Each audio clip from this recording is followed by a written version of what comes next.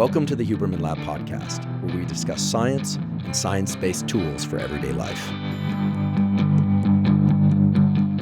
I'm Andrew Huberman, and I'm a professor of neurobiology and ophthalmology at Stanford School of Medicine. My guest today is Dr. Karen Parker. Dr. Karen Parker directs the Social Neurosciences Research Program at the Stanford University School of Medicine. The goal of her laboratory's research is to understand the biological basis of social functioning at every stage of the lifespan. So this includes the bonds that form between infant and parent or parents, as well as the bonds that occur between children as they grow up, which of course form the template for social functioning when we become adults. Dr. Parker's research is heavily focused on autism and indeed on all forms of autism spectrum disorders. Today we discuss autism, we talk about the prominent theories and current understanding of the biological basis for autism, as well as what still remains mysterious and unresolved about the causes of autism. You may have heard that the incidence, or perhaps just the diagnosis of autism, has dramatically increased in the last 10 to 15 years. And today we discuss why it is, in fact, that the incidence, not just the diagnosis, but the incidence of autism has so dramatically increased. And perhaps most excitingly, Dr. Parker shares with us brand new research findings from her laboratory that point to a new understanding of what causes autism, as well as a novel treatment for autism. Before we begin, I'd like to emphasize that this podcast is separate from my teaching and research roles at Stanford. It is, however, part of my desire and effort to bring zero cost to consumer information about science and science-related tools to the general public. In keeping with that theme, I'd like to thank the sponsors of today's podcast. Our first sponsor is 8 Sleep. 8 Sleep makes smart mattress covers with cooling, heating, and sleep tracking capacity. I've spoken many times before on this podcast about the fact that sleep is the foundation of mental health, physical health, and performance. Now, a key component of getting a great night's sleep is that in order to fall and stay deeply asleep, your body temperature actually has to drop by about 1 to 3 degrees. And in order to wake up feeling refreshed and energized, your body temperature actually has to increase by about 1 to 3 degrees. One of the best ways to make sure that those temperature changes occur at the appropriate times, at the beginning and throughout and at the end of your night when you wake up, is to control the temperature of your sleeping environment. And that's what 8 Sleep allows you to do. It allows you to program the temperature of your mattress and sleeping environment such that you fall and stay deeply asleep easily and wake up each morning feeling incredibly refreshed and energized. I've been sleeping on an 8 Sleep mattress cover for almost 3 years now, and it has dramatically improved the quality of my sleep. So much so that when I travel and I'm at a hotel or an Airbnb and I don't have access to my 8 Sleep, I very much look forward to getting home because my sleep is always better when I sleep on my 8 Sleep mattress cover. If you'd like to try 8 Sleep, you can go to 8sleep.com/Huberman to get $150 off their Pod 3 mattress cover. 8 Sleep currently ships in the USA, Canada, UK, select countries in the EU, and Australia. Again, that's 8sleep.com/Huberman. Today's episode is also brought to us by LMNT. LMNT is an electrolyte drink that has everything you need and nothing you don't. That means zero sugar and the appropriate ratios of the electrolytes, sodium, magnesium, and potassium. And that correct ratio of electrolytes is extremely important because every cell in your body, but especially your nerve cells, your neurons, relies on electrolytes in order to function properly. So when you're well hydrated and you have the appropriate amount of electrolytes in your system, your mental functioning and your physical functioning is improved. I drink 1 packet of LMNT dissolved in about 16 to 32 ounces of water when I wake up in the morning, as well as while I exercise. And if I've sweat a lot during that exercise, I often will drink a 3rd LMNT packet dissolved in about 32 ounces of water after I exercise. LMNT comes in a variety of different flavors, all of which I find really tasty. I like the citrus, I like the watermelon, I like the raspberry. Frankly, I can't pick just one. It also comes in chocolate and chocolate mint, which I find taste best if they are put into water, dissolved, and then heated up. I tend to do that in the winter months because, of course, you don't just need hydration on hot days and in the summer and spring months, but also in the winter when the temperatures are cold and the environment tends to be dry. If you'd like to try LMNT, you can go to drinklmnt, spelled LMNT.com/Huberman to try a free sample pack. Again, that's drinklmnt.com/Huberman. Today's episode is also brought to us by Aero. Aero is similar to a French press for making coffee, but is in fact a much better way to make coffee. I first learned about Aero well over 10 years ago, and I've been using one ever since. Aero was developed by Alan Adler, who was an engineer at Stanford. And I knew of Alan because he had also built the so-called aerobie frisbee, which I believe at one time, perhaps still now, held the Guinness Book of World Records for furthest thrown object. And I used to see Alan, believe it or not, at parks around Palo Alto testing out different aerobie frisbees. So he was sort of famous in our community for developing these different feats of engineering that turned into commercial products. Now, I love coffee. I'm somebody that drinks coffee nearly every day, usually about 90 to 120 minutes after I wake up in the morning, although not always. Sometimes if I'm going to exercise, I'll drink coffee first thing in the morning. But I love, love, love coffee. And what I've personally found is that by using the AeroPress, I can make the best possible tasting cup of coffee. I don't know what exactly it is in the AeroPress that allows the same beans to be prepared into a cup of coffee that tastes that much better as compared to any other form of brewing that coffee, even the traditional French press. The AeroPress is extremely easy to use, and it's extremely compact. In fact, I take it with me whenever I travel, and I use it on the road in hotels, even on planes. I'll just ask for some hot water, and I'll brew my coffee or tea right there on the plane. If you'd like to try AeroPress, you can go to aeropress.com/Huberman. That's AEROPRESS.com/Huberman to get 20% off any AeroPress coffee maker. AeroPress ships anywhere in the USA, Canada, and over 60 other countries around the world. Again, that's aeropress.com/Huberman to get 20% off. And now for my discussion with Dr. Karen Parker. Dr. Karen Parker, welcome. Thank you. It's great to be here. This is going to be perhaps one of the longer conversations that we've been able to have over the years, in part because whenever I see you on campus, we're headed in our respective directions. But I'm very excited because the topic of autism is one that is on a lot of people's minds. And I think the first question that always comes up, it seems, is whether or not the frequency of autism is indeed increasing, or whether or not the field of medicine is getting better at detecting what was always there over time. Do we have any clear answers to that?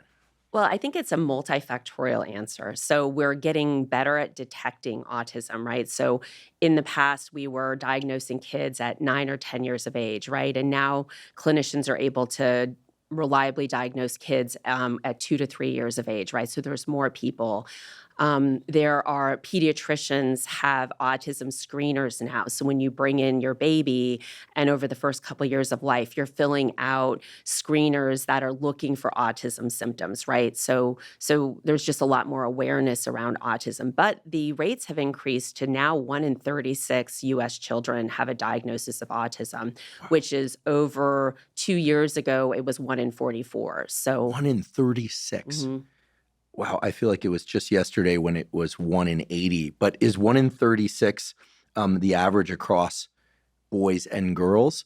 Does it skew differently if you look at just male births versus female births? Yeah, that's a great question. So autism is male biased in prevalence. So you have, and again, the studies vary. I mean, it's worth noting that autism is a highly clinically heterogeneous disorder, which means that if you've met one kid with autism, you've met one kid with autism, right? So we have to bear that in mind as we have this conversation. But, different studies show that about for every one girl, there's 3 to 4 boys that are impacted by autism. So there's, differences in the prevalence rate.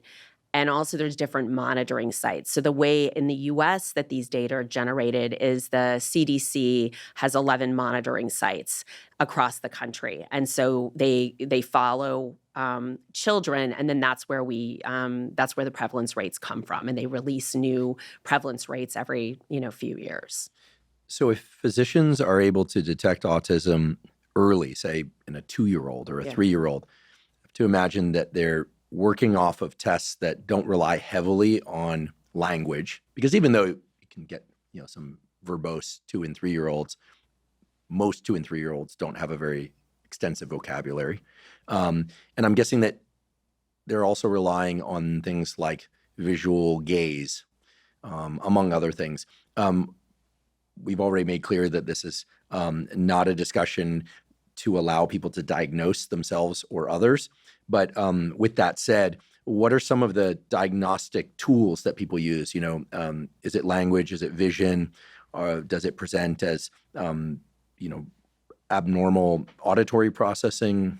Maybe you could give us a sampling. So autism is a behavioral diagnosis, right? So unlike other areas of medicine where you might be able to take a blood test or there's other sort of tools, it's all a behavioral diagnosis by an expert. So usually a psychiatrist or a psychologist. And they look for two core features. So this is based on the DSM-5, and the two core features are pervasive social interaction challenges and the presence of restricted repetitive behavior. But there are a lot of people with autism who have anxiety. There are a lot of people with sensory challenges. There are a lot of people with seizure disorders, sleep disorders. So again, it's each person with autism has this sort of unique collection of traits, and that's how they get diagnosed. We're going to talk a lot today about interventions, but how early are some of the behavioral interventions? And I should just say, any interventions introduced nowadays. So if someone brings their child to the pediatrician and they take one of these tests and that child is deemed as having autism, will the 1-year-old or the 2-year-old immediately go into behavioral interventions? Well, so usually you need to have the diagnosis of autism, and then there are behavioral interventions, or a variety of different ones that are used. There are some studies where because autism is highly heritable, you can have one child with autism, and then if you have subsequent children, you're at an increased risk of having subsequent children with autism. And these are called baby sibling studies. So what you're doing is enriching the population of infants that you follow prospectively who are more likely to receive an autism diagnosis. And there are studies where some of those children are enrolled in behavioral studies even when they're quote unquote at risk.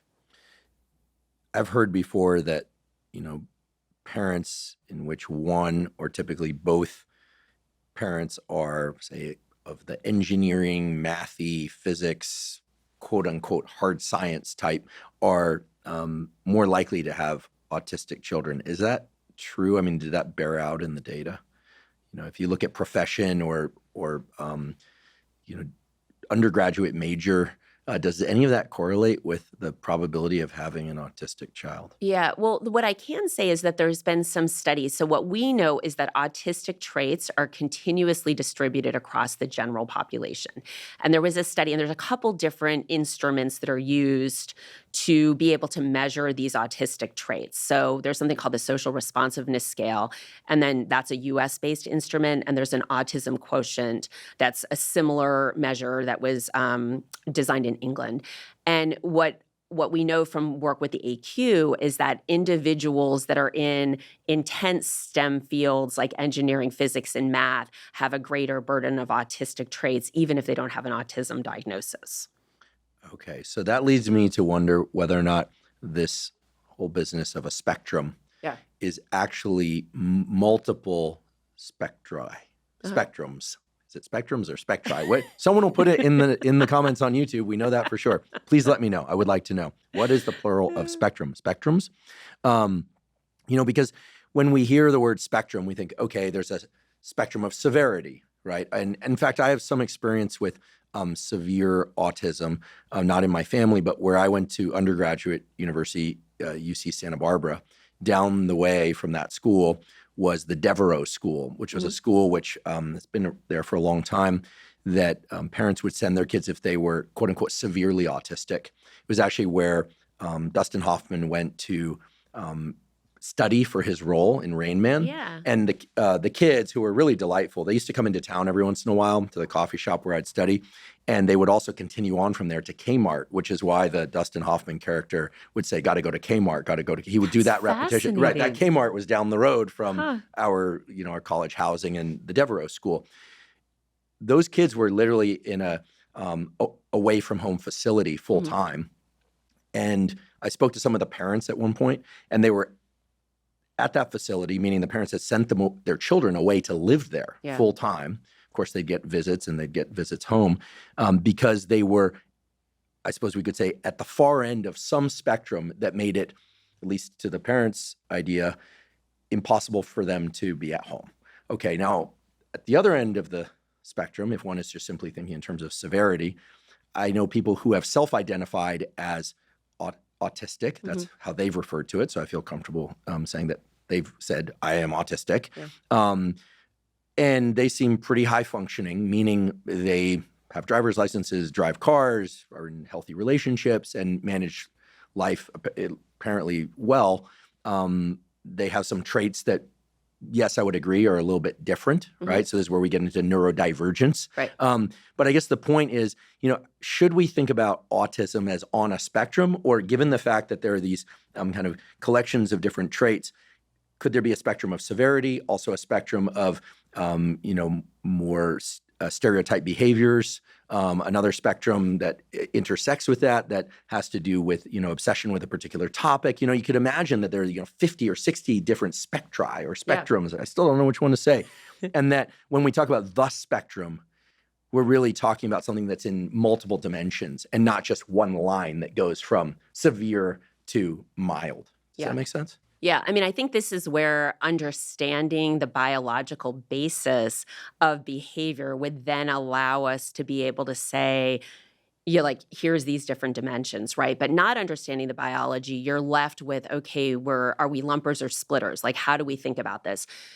Because autism is highly heritable, so there's about 40 to 80% of autism is genetic, right? So these vary wildly, right? But the common thinking is that the majority, about 50% of autism is associated with common genetic variants. And so the way that we've always thought about this is that there is this, autism is largely an inherited polygenic condition. But what I mean by that is that you have a lot of common variants that are additive. And so if you think about this collection of common genetic variants that underlie this spectrum, right? So if you have less of a dosing of some of these common variants, you might see somebody who's who's higher functioning, like you said. And if you end up with one of these single gene, highly penetrant disorders, you might see severe intellectual disability and sort of lower functioning on the other end of the spectrum. But I think that there is a lot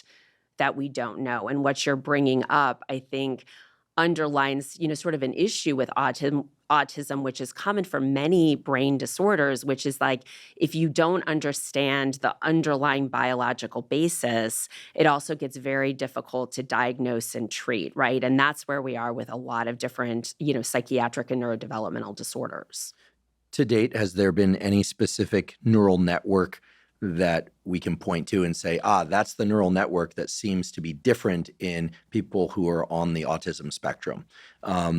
I saw a study published recently that seemed to point to the idea that the genes that are altered in autism at least include a large number of genes that are altered, or the proteins that are the consequence of those genes are altered and exist at the synapse, at the connections between neurons. And I'm asking it that way because some years ago, I was at a talk on autism at Stanford, and someone raised their hand and says, do we even know that autism is a brain issue, right? Couldn't it be an issue of, the immune system or the cardiovascular system, which at the time seemed like, okay, gosh, of course it's, but wait, then you stop and you think, that's a really good question. Right. How do we know it's a challenge of the brain? Right. I think that's a great question, right? And there may be, people talk about autisms, right? And so when you think about where the major player is, we're at the infancy of thinking about this, right? And so maybe for some people, it's more of a brain-based disorder. Maybe for some people, it's, the connection with the gut and the brain, right? I think what's also really tricky, right? So one thing that you have to ask is,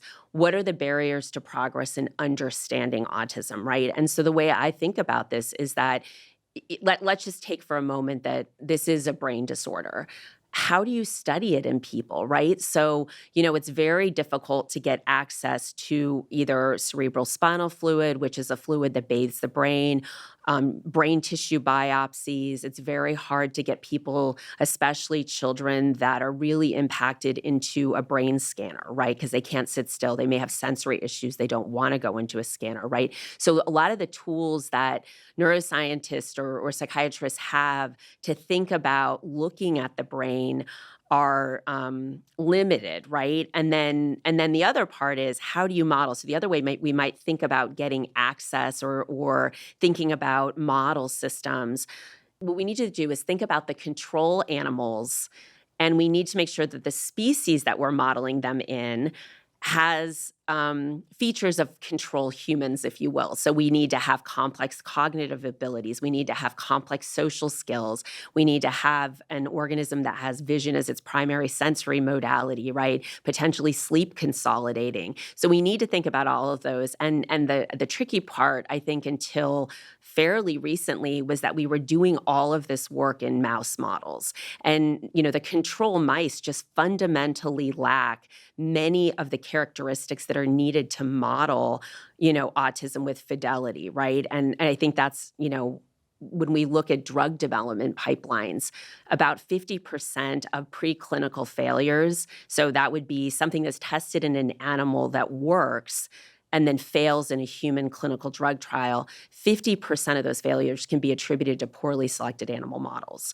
And so I think part of where we will be getting traction is picking, developing sophisticated models as a sort of point of entry into being able to understand some of these things that are really difficult to study in people. Yeah, it's such a key point. And for those that have not heard of preclinical models are non-human models. So it could be mouse, could be non-human primate, could be flies or worms for that matter. But we're going to talk a lot about non-human primate preclinical models and the work that you've been doing. And of course, also the work that you've been doing in humans, the other animal. Yeah. The other primate. The other primate, right, exactly. I love to remind people that we're primates, old world primates. So thank you for doing that. So you've been talking about the genetic influences on autism. And of course, genes and the environment interact, right? It's never nature or nurture. It's always an interaction. And that isn't just about the epigenome. It's also just about the fact that nature impacts the genome and our genome impacts the way that we interact with the environment, et cetera. So what is the role of the environment in autism, both the frequency and the presentation of autism? Right. So, there are, again, lots of different epidemiological studies. So advanced parental age, prematurity, severe prematurity is a risk factor for autism, maternal illness during pregnancy. So there's a bunch of different things that have been associated with an increased risk for autism. In terms of environmental influences and how they can intersect with biology, one of the things that I was really struck by in the early 2000s that at least by my read of the literature, hasn't really gone anywhere, was this idea that was proposed by Pashko Rakesh, who used to run the neurobiology department at Yale, expert in brain neuroanatomy in non-human primates and in humans, embryology, really a luminary of our field. And he had a series of papers exploring how the migration of neurons during early development, as you and I both know, but most people out there probably don't know because we haven't covered this in the podcast. It's not typical dinner table conversation. When a human embryo is developing, the neurons are born at one location and they migrate out some distance to their final resting place where then they grow out their connections and connect with one another. And that process of neuronal migration is so critical for the eventual wiring of the brain. And Rakesh had this idea that perhaps, and I really want to emphasize perhaps, that the more frequent incidence of autism might be correlated with the increase in early prenatal ultrasound. And he had these papers published in a number of really high-profile journals, including Proceedings of the National Academy and Science and elsewhere, showing that in a mouse model, if you do ultrasound, with each successive ultrasound, you got more migration errors, right? So there's, to me, was an interesting example of the environment, frequency of ultrasound and cell migration having some sort of interaction, but it seemed like it never went anywhere. It never got tacked to, okay, you should keep in mind the number of ultrasounds that you're getting for your child. And of course, ultrasounds are critical for pregnant women to get because they can stave off a number of developmental issues and they're super important. But, we've heard about ultrasound, within the scientific literature, and then occasionally we'll hear other theories about, okay, it's having two parents who are both engineers. And then we'll hear, it's, toxicity in the food environment. We've heard, hypotheses about vaccines or the adjuvants that the vaccines are contained in. In that large cloud of theories, has anything really emerged from them? It's like, okay, there really seems to be at least one major risk factor, environmental risk factor, because I feel like all those theories come up, get some popular press, bunch of papers are published. Sometimes those papers are retracted, like in the case of the vaccines. Right. And then the theory kind of dies. Yeah. So is there any specific environmental influence on autism that we can say, yes, there really seems to be something there? Yeah, I mean, it's a really spectacularly good question. I think the tricky part about it is that every single person that comes into a trial has a different genetic background, right? And so until we can have these a priori stratified trials where you could then, as a good scientist, you would only manipulate maybe 1-2 variables at a time, right? But when you're doing these large epidemiological studies, because it's very difficult to do experimental studies, right, especially with developing children, I think that's an incredibly difficult study to do, right? So there's been an interest in this field of there's these neurogenetic syndromes that have high penetrance for autism, which basically means that you could have a disorder or another genetic condition, let's say. It doesn't have to be a single gene, but that a lot of those kids tend to also get an autism diagnosis. And so there's been work in, so for instance, Fragile X is a good example, where because autism is so diverse in terms of clinical presentation,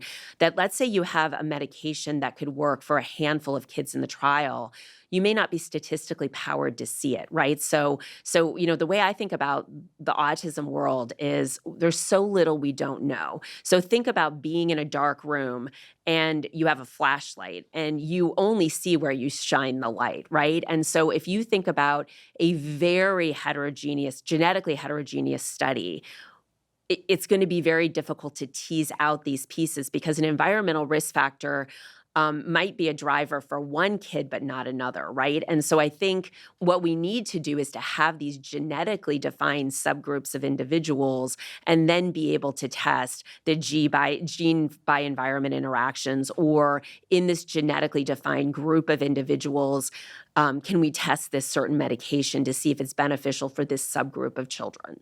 Got it. So you mentioned Fragile X, which we know presents with autism-like symptoms in some cases. And then I think of another disease like Timothy syndrome, a mutation in an L-type calcium channel, which for those of you that don't know what these L-type calcium channels are, they're not just important for the function of neurons in the brain, they're really important for the function of neurons and other tissues, including heart tissue, right? So kids with Timothy syndrome have cardiac issues and they have autism.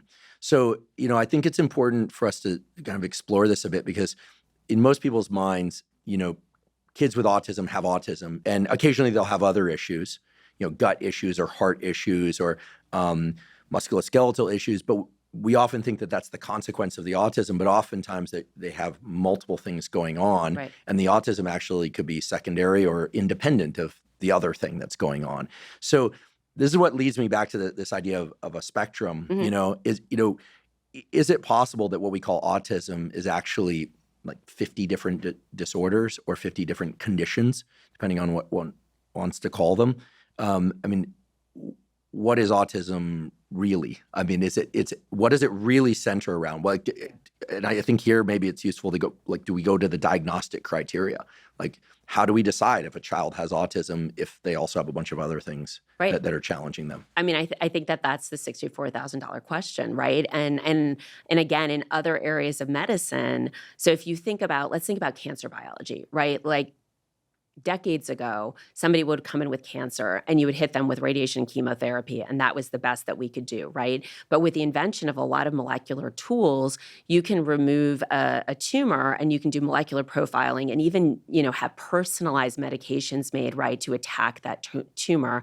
And so, what's really tricky when you have a behavioral diagnosis that's not biologically defined, you see a lot of heterogeneity. So it's incredibly difficult, I think, to answer this question because we don't know how many kinds of autisms there are, right? There will be people who say, if you have a disorder like Fragile X or Prader-Willi syndrome or Timothy syndrome or a variety of these other conditions, there will be people, I've heard clinicians say, well, that's not really autism, right? That's a piece of Fragile X, right? But if it's a behavioral diagnosis and they meet behavioral criteria, it becomes this weird circular argument, right? So like until we really understand what autism is, I think that it's going to be very tricky to start, subdefining different aspects of the condition. As we all know, quality nutrition influences, of course, our physical health, but also our mental health and our cognitive functioning, our memory, our ability to learn new things and to focus. And we know that one of the most important features of high quality nutrition is making sure that we get enough vitamins and minerals from high quality, unprocessed or minimally processed sources, as well as enough probiotics and prebiotics and fiber to support basically all the cellular functions in our body, including the gut microbiome. Now, I, like most everybody, try to get optimal nutrition from whole foods, ideally mostly from minimally processed or non-processed foods. However, one of the challenges that I and so many other people face is getting enough servings of high-quality fruits and vegetables per day, as well as fiber and probiotics that often accompany those fruits and vegetables. That's why way back in 2012, long before I ever had a podcast, I started drinking AG1. And so I'm delighted that AG1 is sponsoring the Huberman Lab podcast.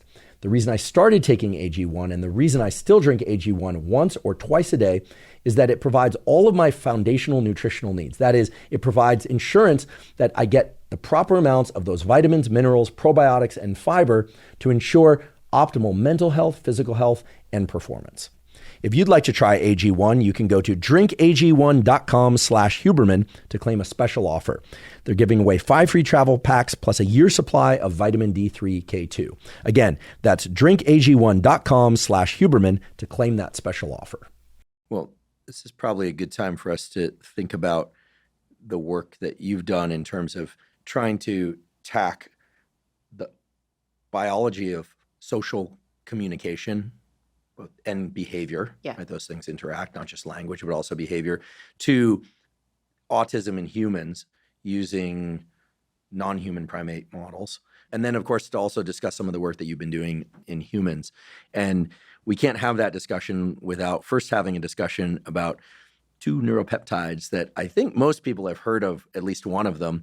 And I think there's a lot of misunderstanding about, but you're going to clarify that for us, which are Oxytocin and Vasopressin. So before we dive into the important work that you've been doing on Vasopressin in particular, but also Oxytocin and autism, what are Oxytocin and Vasopressin really? Okay. So they're these small little peptide, they're 9 amino acids long, so very tiny. They only differ by 2 amino acids. And they're these ancient peptides that are hundreds of millions of years old. And in almost any species studied, whether it's the current version, you might have vasotocin or other mesotocin, which are sort of precursor forms in other species, but they're highly evolutionarily conserved. And they're involved in social behavior in pretty much any, it could be egg laying, it could be, but reproduction and social behavior across the phylogenetic taxa. So house cats make vasopressin and oxytocin. Humans obviously make vasopressin and oxytocin. And pretty much every other species that has to interact with and connect with other members of its species. Especially mammals, right? So oxytocin and vasopressin are pervasive in mammalian species. Do the different species tend to make oxytocin and vasopressin in similar brain areas and tissues? Yes, but not completely overlapping. But I think the thing that the beautiful mystery about these and the infuriating piece of them is that because they're so structurally similar, they can have similar effects. And there's 4 receptors that they bind to. So if you think about a hormone or a neurotransmitter, so oxytocin, vasopressin, if you think about them like a key and a receptor like a lock, and you have to put them together to open a door, open behavior, they can bind to these 4 receptors. So it can be very difficult to disentangle which one is acting and at which receptor and where in the brain. Oh, so oxytocin and vasopressin are chemically similar. Yes. Interesting. Yes. And where would you say lies their greatest output divergence, which is just nerd speak for it? Is there an example of something that oxytocin does that vasopressin doesn't and vice versa? Yeah. Okay. So what's really fascinating is these 2 neurotransmitters or hormones were discovered for their peripheral effects, which basically means not in their brain, but somewhere in their body. And so oxytocin's involved uterine contractions and milk letdown, and so was during lactation. So people sort of always thought of it as the female hormone. And then vasopressin has at least in the peripheral system, has been involved in urinary output regulation, blood pressure, and so we only knew about their physiological roles as sort of classic hormones for decades. And what was interesting is these naming conventions are fascinating in medicine, right? So you could name a virus after where it was first found, right? Or it could be named after somebody who discovered the disease, like Alzheimer's, for instance, is a good example. And what was interesting, oxytocin was only named once. Vasopressin was named twice. So it's either called arginine vasopressin or antidiuretic hormone. And so it had two different names. And so as you can imagine, sometimes genes are named twice. And so somebody in cancer is studying one gene and somebody in autism is studying another, and they're not even communicating because they don't even realize that they've, at least historically, now we have all kinds of gene annotation sites, so it's less likely to happen now. But what was fascinating is these hormones were named. Oxytocin is Greek for quick birth. So for decades, people only appreciated their physiological roles. But there are neuroanatomists saying, hey, so these are both they're made in a lot of different places, but the action sort of happens in the hypothalamus where they're made. And there were anatomists that said, wait, these sort of project back into the brain. What are these doing in the brain? And one of my favorite historical stories was I had a mentor, a colleague, who I didn't train with, but he was a real source of wisdom to me for many years. And his name's Court Peterson. And he told me this wonderful story about this Duke zoologist named Peter Klopfer. And Peter was studying ungulates, so sheep and goats. And he wrote a paper in 1971 called Mother Love, What Turns It On. And, one thing about science is I love going back and seeing where do the pearls of wisdom come from. And so he wrote this and said, oxytocin is orchestrating all these events of motherhood. And there are sheep and goats in particular that have offspring that are precocious, meaning they're basically born ready, within an hour they can run with the herd, unlike our species, which is altricial, meaning we have very helpless infants. And mom needs to bond really quickly with that baby if it's going to be running around. And you only, from an evolutionary perspective, you want to be investing in the baby that's yours, not somebody else's, right?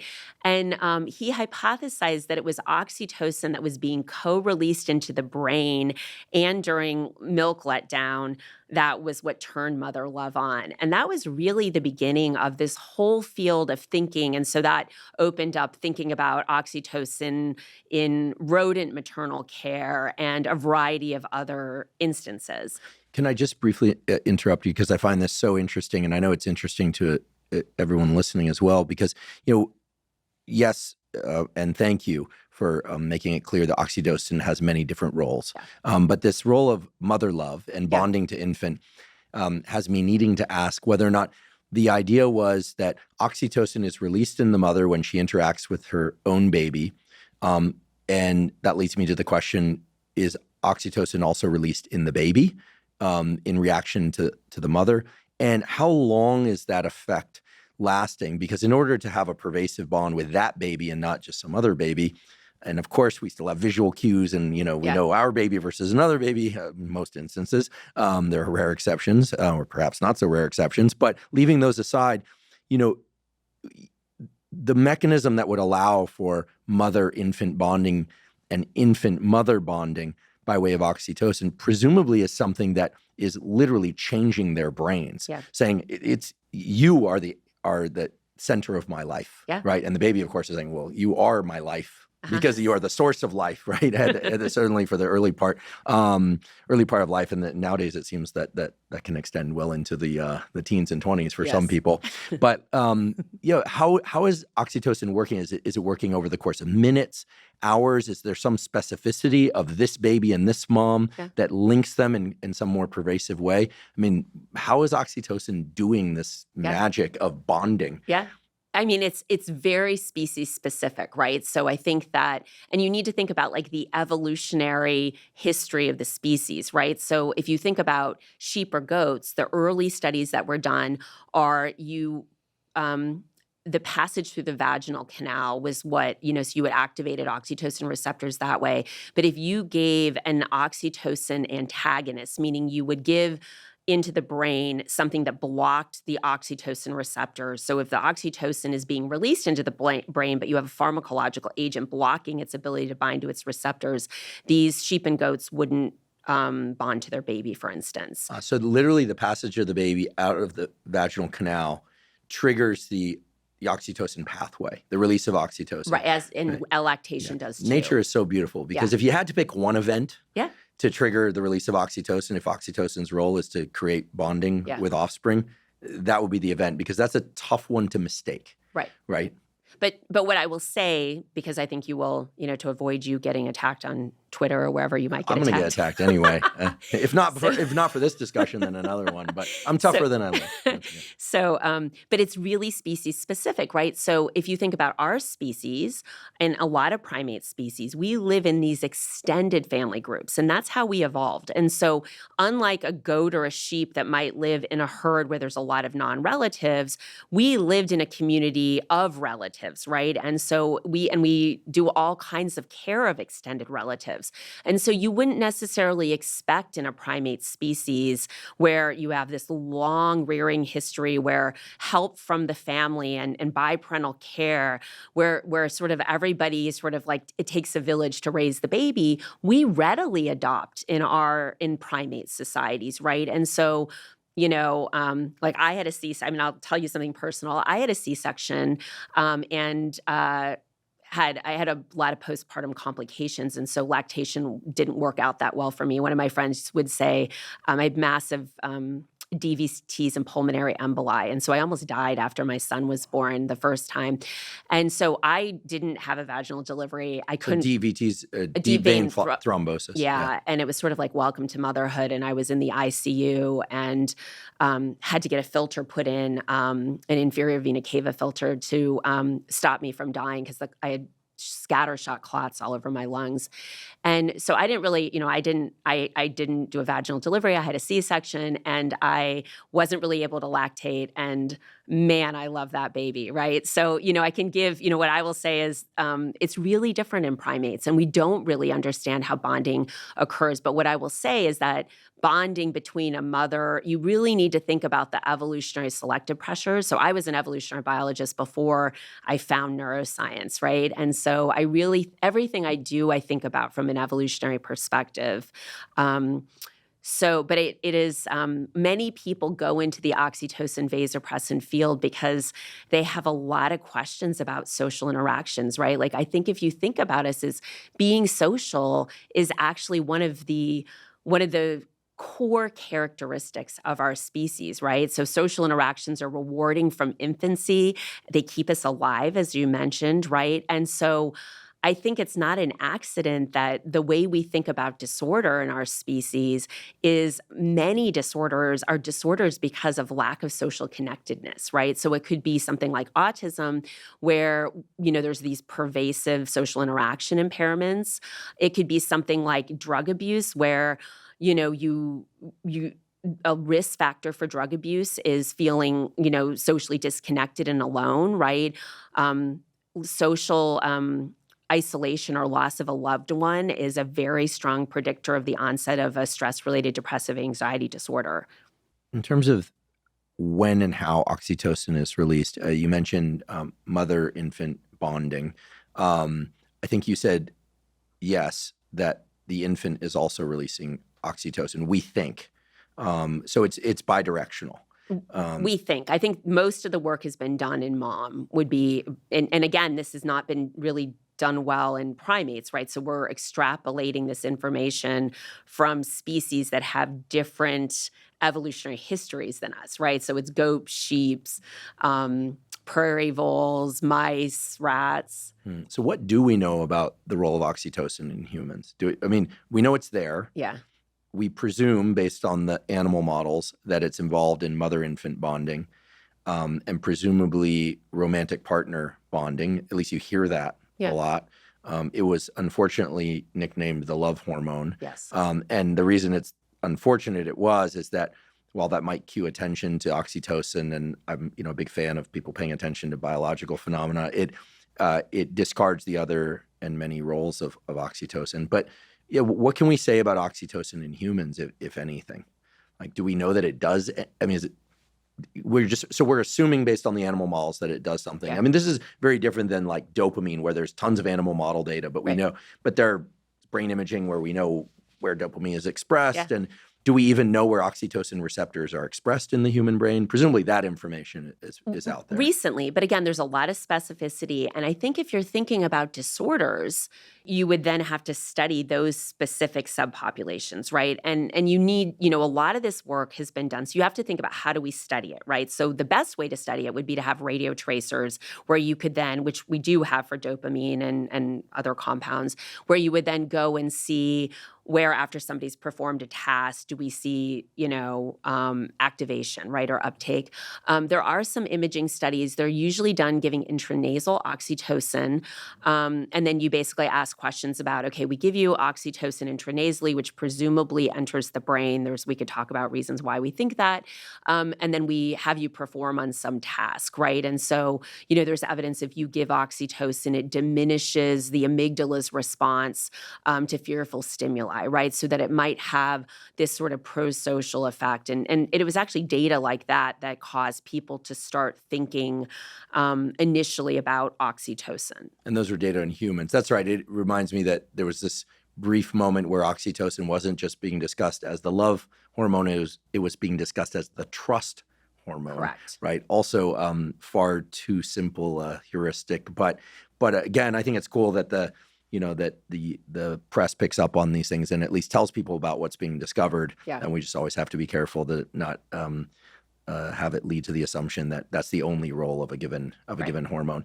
So it can reduce the output of the amygdala in some way, this brain area associated with threat detection. And so you could imagine how that would bias the person toward being more pro-social. Right. Have there been studies exploring the role of oxytocin in making autistic children more pro-social?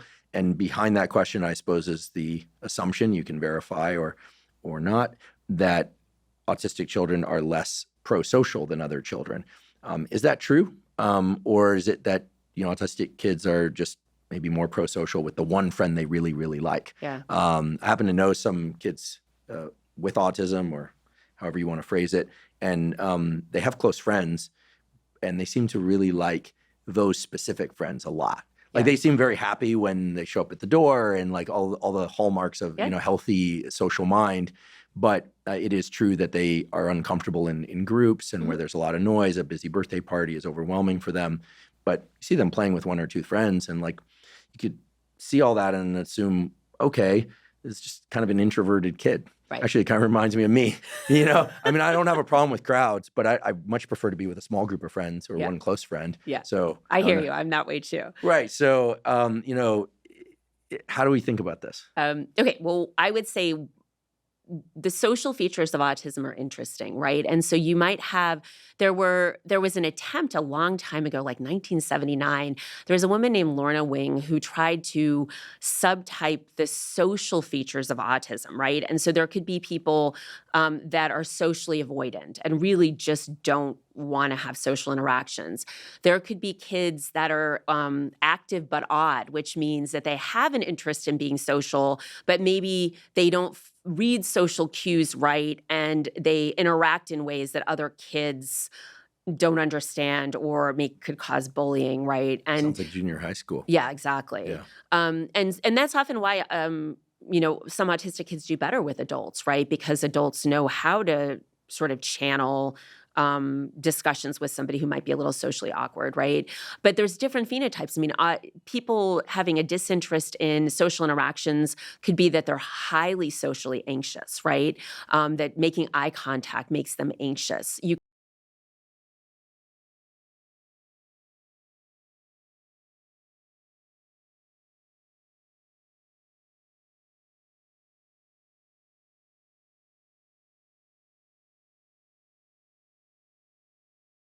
again, that's another caveat.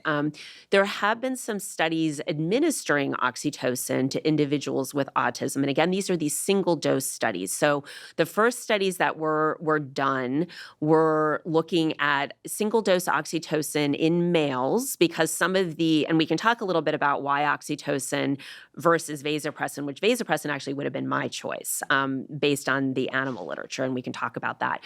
But oxytocin was given to males partly because the idea would be that the off-target effects in the peripheral nervous system, i.e. milk letdown, uterine contractions, are not going to happen in males, right? And so that it was deemed that they might be safer subjects. Males are often also the go-to for research studies, as you may have talked about on your podcast before, too. Yeah, something that fortunately is changing. Yes, thanks to a mandate by the NIH. Correct. I had to just kind of smile / raise my eyebrows a little bit at the idea that, the assumption that oxytocin administered to males, yes, one can see why it wouldn't cause milk letdown or uterine contractions, Right. But of course, there could be other peripheral effects of course. oxytocin in males. Yeah. But they had to pick one, so they went with males. Okay, so Right. and there is this higher incidence of autism in males, so Right. it's not a terrible place to start. You just would hope that they would also do the experiment on females. Right. But, Um, so they're doing this by nasal spray, so intranasal. one dose. Correct. Okay. And for reasons that I don't understand, it's 24 international units. And I think maybe somebody did the first study using it, and this is how science happens, right? And it worked, and so then everyone uses that protocol. And so then there's been a lot of studies looking at there's one reading the mind in the eyes. So can you look at pictures of somebody's eyes and then ask what is the emotion that they're feeling, right? After receiving this Oxytocin intranasal. or placebo.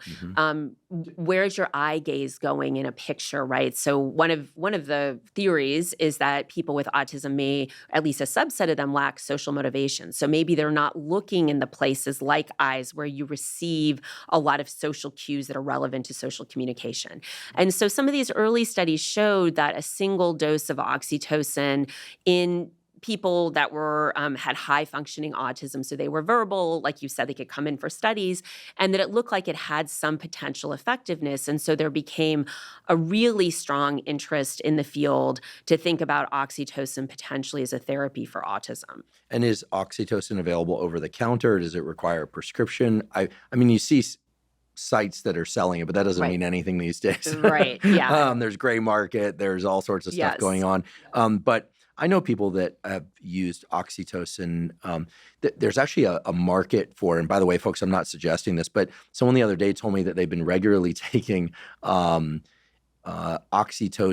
ketamine nasal inhalations as part of their work with their licensed therapist on like PTSD type stuff relating to, let's just call it relational trauma. Okay.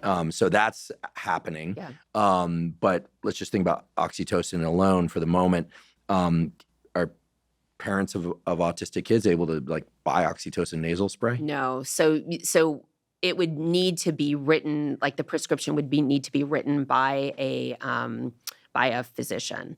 And it's not on the market, right? So there's one thing we should say is there's only 2 drugs that are approved by the FDA to treat autism, and they're both antipsychotics, which they treat associated features like irritability, and they have off-target effects like weight gain, and so we don't have any medications that are currently approved in the U.S. or anywhere else for that matter to treat the core features of autism.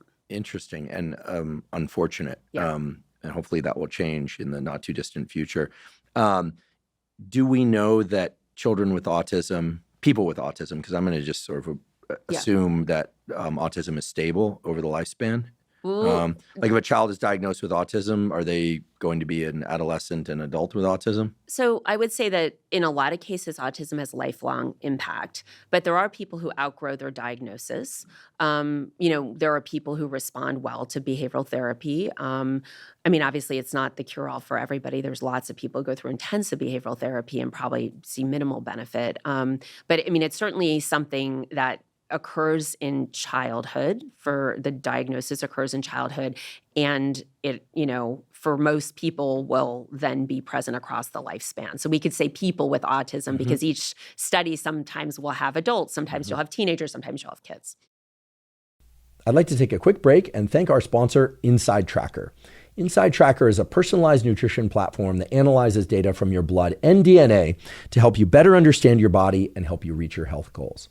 Now, I've long been a believer in getting regular blood work done for the simple reason that many of the factors that impact your immediate and long-term health can only be analyzed from a quality blood test. Now, a major problem with a lot of blood tests out there, however, is that you get information back about metabolic factors, lipids, and hormones, and so forth, but you don't know what to do with that information. With InsideTracker, they make it very easy because they have a personalized platform that allows you to see the levels of all those things, metabolic factors, lipids, hormones, etc., but it gives you specific directives that you can follow that relate to nutrition, behavioral modification, supplements, etc., that can help you bring those numbers into the ranges that are optimal for you. If you'd like to try InsideTracker, you can go to InsideTracker.com/Huberman to get 20% off any of InsideTracker's plans. Again, that's InsideTracker.com/Huberman. Is it known whether or not people with autism, assuming they meet the criteria for being autistic at that moment, have lower natural circulating or active levels of oxytocin? Because it's one thing for a nasal spray of oxytocin to improve social functioning. It's another to know that the effect is addressing an underlying biological deficit. Yeah. It's such a great question. Okay, so we should unpack that because there's been a lot of work in this area. So the first question is, where are we measuring the oxytocin, right? So we mentioned oxytocin has all kinds of effects in the body as well as the brain. And it's released into the blood, but it's also released directly into the brain. And there's variable evidence about if you measure it in blood, is it a readout of the brain or not, right? Or should you be looking at something like spinal fluid that's maybe a better biochemical proxy of the brain? Most studies, so what I will say is there's been a handful of small studies where there has been there's been some benefit, maybe no benefit, small effects. We did a study that was a small study at Stanford, and it was based on mouse genetic data. And I'll sort of walk you through what we did. So there's multiple mouse models of these neurogenetic syndromes where people have social impairment, right? We can quibble about whether that's autism or not, but that they have social impairment. And so that there are this Fragile X mouse, there's a Prader-Willi syndrome mouse, which is the MAGEL2 gene that gets manipulated, and then there's a catnap2 mouse. And in all of those instances, when you genetically modify those mice, you see a reduction of oxytocin in the hypothalamus. And what's interesting is that in those instances where you see this genetic modification, you do see lower blood levels in these genetically defined models. What's really cool is you can give oxytocin across development in those models, and at least in the catnap2 mouse, you can restore oxytocin neuron number to equivalent of control animals, suggesting that oxytocin is doing something in these oxytocin deficient animals, right? So these are not an oxytocin gene manipulation, but these are these syndromes where you see as a consequence of manipulating genes for these syndromes that oxytocin gets knocked down, right? And so our thinking when we went into our clinical trial was, what if it's blood oxytocin levels, that there are going to be a subset of individuals that just make less oxytocin. Humans, yeah. And that maybe those are the individuals who stand to benefit the most from treatment. Mm-hmm. And so we were the first group to ask, across this range of individuals who showed up, and we did in all the trials that we'll talk about today, these are done with my colleague Antonio Hardin at Stanford, who's a child psychiatrist. And we always have double blind, meaning that the investigative team is blind and that or unaware, I should say. They're unaware of treatment, and then the families and the children are unaware. And then they're randomized, meaning there's an equal chance you could get either drug or placebo, and they're controlled, right? Okay, so we asked, if we know what your pre-treatment blood oxytocin level is, who's going to benefit from treatment? And we found a couple really interesting things. One was that the lower your baseline, so your pre-treatment blood oxytocin level, you showed much greater benefit from the oxytocin intervention. These are one intervention, one nasal spray? This was 4 weeks. Sorry, I should have clarified. This is 4 weeks of treatment being administered oxytocin twice a day. Okay. And so we saw effectiveness there. Sorry to interrupt so Yeah. much, but just male and female subjects? We did, but again, because the autism is male biased in prevalence, even if you make this heroic effort to over recruit, try to get more girls in the study, we usually try to aim for the prevalence rate because it's difficult to get girls just because there's fewer of them. Got it. Okay, but boys and girls were included. They're Correct. taking oxytocin over the period of 4 weeks. weeks. And if they started off with lower baseline levels of oxytocin, you observed a benefit of the oxytocin treatment Yes. in those individuals. What about the individuals who had normal to high levels? You didn't see much benefit, right? And so that was a cue to me to think that there may be a subset of individuals that, for whatever reason, they have lower oxytocin and they may stand to benefit more from treatment. And none of the prior studies had looked at blood oxytocin levels. And so what we had thought was that, well, maybe if everybody had measured baseline blood oxytocin levels, maybe some of these, maybe there would have been more positive outcomes. But there's a lot of controversy in this field about whether oxytocin is a treatment for autism, right? So after we completed that trial, there was a large multi-site, what's called a phase 3 oxytocin treatment trial that was done at, I think, 5 sites. And they gave oxytocin for an extended period of time, and they showed no benefit. And were they looking to see who started off with low levels of oxytocin at pre-treatment? So what was interesting about that study, and there were a lot of issues with it, was that oxytocin is something where you have to, if you look at it, it degrades. Is like, that's kind of what I joke about, right? So you need to take it. When we go in, we have like these really intense protocols, right? So you go in and we have vacutainer tubes that are cold and we put them on ice, and then the phlebotomist takes the blood from the child. So a lot of technical gymnastics. Right. Yeah. And then we make sure we spin it in a centrifuge cold, and then we pipette it onto dry ice. So we have very minimal loss of the signal. And so if you don't adhere to those rigid protocols, which is very difficult to do across multiple sites, it can be very difficult to get an accurate read of oxytocin. And so I think for me, it's still an open question. They didn't see that blood oxytocin predicted response in that study. The data weren't provided in the paper. It was just said that they didn't. But it's still an open question.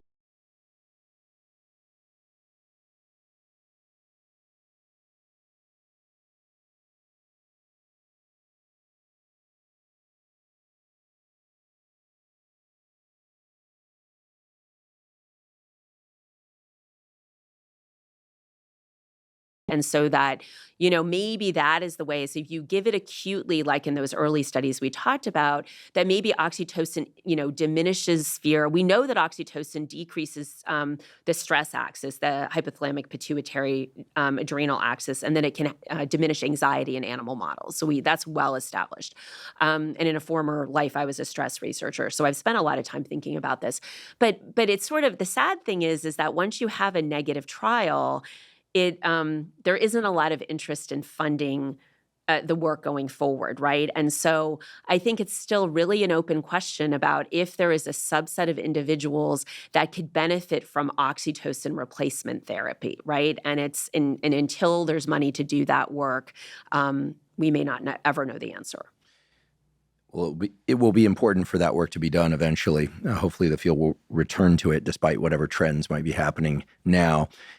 I think it's important to know for the parents of autistic children whether or not there were any negative effects of oxytocin administration, in particular in the children that did not benefit from oxytocin treatment. The rationale is the following. Well, of course, these things require a prescription.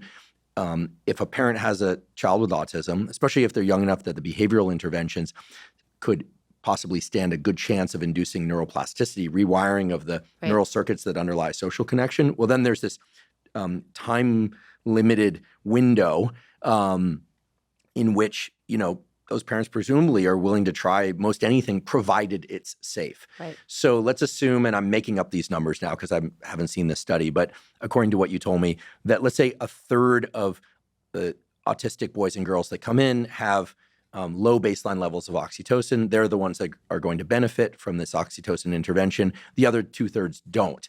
Well, given the difficulties of measuring baseline levels of oxytocin, most people don't have access to those kind of resources. If it's safe to give oxytocin no matter what, well then, if I were that parent, I'd be knocking on my physician's door saying, hey, give me an oxytocin spray because my kid might fall into that 1/3 category, if and only if it turns out that oxytocin is safe to give. Right. But if there's a risk profile that doesn't justify that kind of shotgun approach, well, then I wouldn't do that. Yeah. So is oxytocin spray safe? And if so, why doesn't every physician who has a patient with autism give them oxytocin nasal spray? Right. It's a great question. And I know that, I'm a parent of 3 children, and I know this sense of like, you would do anything to help your child, right? And so I think the tricky part is that, so one thing I will say is that all of the studies, and there's been many of them, have shown that oxytocin is relatively safe in a pediatric population, right? The tricky part is I don't know. There's physicians that, really pay attention to clinical trials, and if they don't see a benefit, they may not be willing to write the prescription, right? So until we could identify a group of children that could benefit, we need to create the opportunity for physicians to recognize that this could potentially still be a treatment, right? But that work, but I think the tricky part, and what I will say is, and we can maybe talk a bit about vasopressin, which, my feeling is that if I was placing bets and having to choose between these two, my money would be on vasopressin. Mm-hmm. Well, we are definitely going to talk about vasopressin in detail. I mean, the reason I mentioned that hypothetical scenario is just the sense of urgency and in some cases desperation that parents feel. Yeah. And, time's ticking. And if oxytocin's safe, then I guess I'll put in my vote that, parents should at least talk to their physician, maybe even hand them the study to consider. But I can also understand the perspective of a pediatrician who says, well, listen, it was a small number of kids that benefited. You're welcome to try it, but I don't, it doesn't seem like the results are that impressive. But this gets to a bunch of larger issues about, medical care and randomized controlled trials and the desperation of parents and kids to treat neurodevelopmental challenges. Right. I just want to ask, because it feels relevant in a real way, if ultimately the goal of improving symptom profiles in autistic kids is about improving social cognition and social behavior, and that process involves rewiring of brain circuits, neuroplasticity, is there any reason to think that other approaches to inducing neuroplasticity would be beneficial, even if they're not in the biological pathways that are disrupted in autism? I think, for instance, about the now extensive use of SSRIs for the treatment of depression. In some cases it works, in some cases it doesn't. Side effect profiles are a serious concern, as I've discussed on this podcast before. But ultimately, we know that depression is not a serotonin deficiency in most cases. SSRIs or atypical antidepressants like bupropion, Wellbutrin, and things of that sort, when they work, they probably work because of their ability to induce or assist neuroplasticity. Right. Also, the trials on psilocybin are not really about psilocybin. They're about neuroplasticity, at least the trials for depression, right? There may be other uses of psilocybin that relate more directly to the effects of psilocybin. But ultimately, what we're talking about here is the attempt to rewire the brain in a specific way, whether or not it's assisted by oxytocin or some other mechanism. So the question is, are there trials happening where people are exploring, say, psilocybin, MDMA, which, by the way, we know increases oxytocin and serotonin dramatically, as well as things like atypical antidepressants in kids that have autism, not because we think that those autistic kids are deficient in any of the neurochemicals that these drugs would target, but that these drugs can help rewire the brain. And ultimately, that's what these kids need. Right. It's a really great point. And there might be subsets of kids, right? There might be kids where there would be a medication that would target other pathways, but that potently releases oxytocin, right? But there might be kids that have an oxytocin deficiency, right? But I think that circles back to your point at the beginning, or our point, is that autism is a very heterogeneous condition, and being able to know before you begin a trial, right? Like, who am I going to put into it? And what is my primary outcome? Like, one measure that I think is going to move the needle, right? Like, it kind of requires a crystal ball. So there's a lot of guesswork that goes into this. But I would very much like to see, I will say one other thing that I have a colleague named Adam Guastella who's at the University of Sydney, and he published a paper a year or two ago now suggesting that oxytocin may be most effective in kids at younger ages. And I don't quote me, somewhere between 2 and 5 or 3 and 6 or we'll something. Find the like paper that. And put it in the show notes. But, so it could be, to your point about neuroplasticity, that oxytocin may be maximally beneficial in younger ages, right? And if these studies are these hodgepodges across ages and across sort of different social phenotypes, finding that signal is really important, right? And maybe age is a driver, or maybe, low blood oxytocin regardless of what age you are, or maybe in Adam's case, if you recruit really young children, you're likely to see a benefit just because the brain is wiring up and it's more plastic at younger ages. Yeah, that's also a vote, in my opinion, for early examination of kids, right? Like, parents really need to get autism screening, and perhaps maybe the most important thing is to make autism screening as available and as inexpensive as possible for everyone, because of the importance of early intervention, even if it's purely behavioral intervention, but certainly if it's behavioral and drug interventions. But the clinic wait times are really long, right? So you have to have a specialist who's capable to diagnose autism. And so you could have a clinic where, you're showing troublesome features and a parent wants to get their kid into a clinic, and you could have a 12-month or 18-month wait time, right? And so there are a lot of people that are thinking about, are there laboratory-based tests that we can develop, maybe either for detection or clinical referral, right? So could we come up with a biomarker panel, for instance, where we might be able to say, wow, here's a panel where we think this child is at reasonable risk for developing autism. Can we make sure they're prioritized for getting a diagnosis, right? So we can get them an early intervention. But right now we don't have that, right? So having some sort of laboratory-based test, whether it could be biological, or if we could do something with eye gaze. And there's a lot of companies working on these things now to say this may not, and also obviously, again, autism is always controversial in this field, right? There's so many different stakeholders. A lot of clinicians will say, well, I don't want a 30-second video clip replacing expert clinical opinion. And there's good reasons for them to feel that way. But I think if there was a way to prioritize people that are in this line, we could get diagnoses faster. Well, you wouldn't want false positives, but I would think that a 30-second video clip, provided it's of something useful, is going to be more valuable than nothing, given the time sensitivity. What are some of the barriers to getting this behavioral testing to be not just more prominent, but pervasive? Like, it seems to me that, well, I recall in school they gave us the hearing test. We all marched onto the bus. We get the beep test, and for hearing challenges. We get vision tests. You get the Babinski reflex test, not the moment you come out of the womb, but pretty soon after.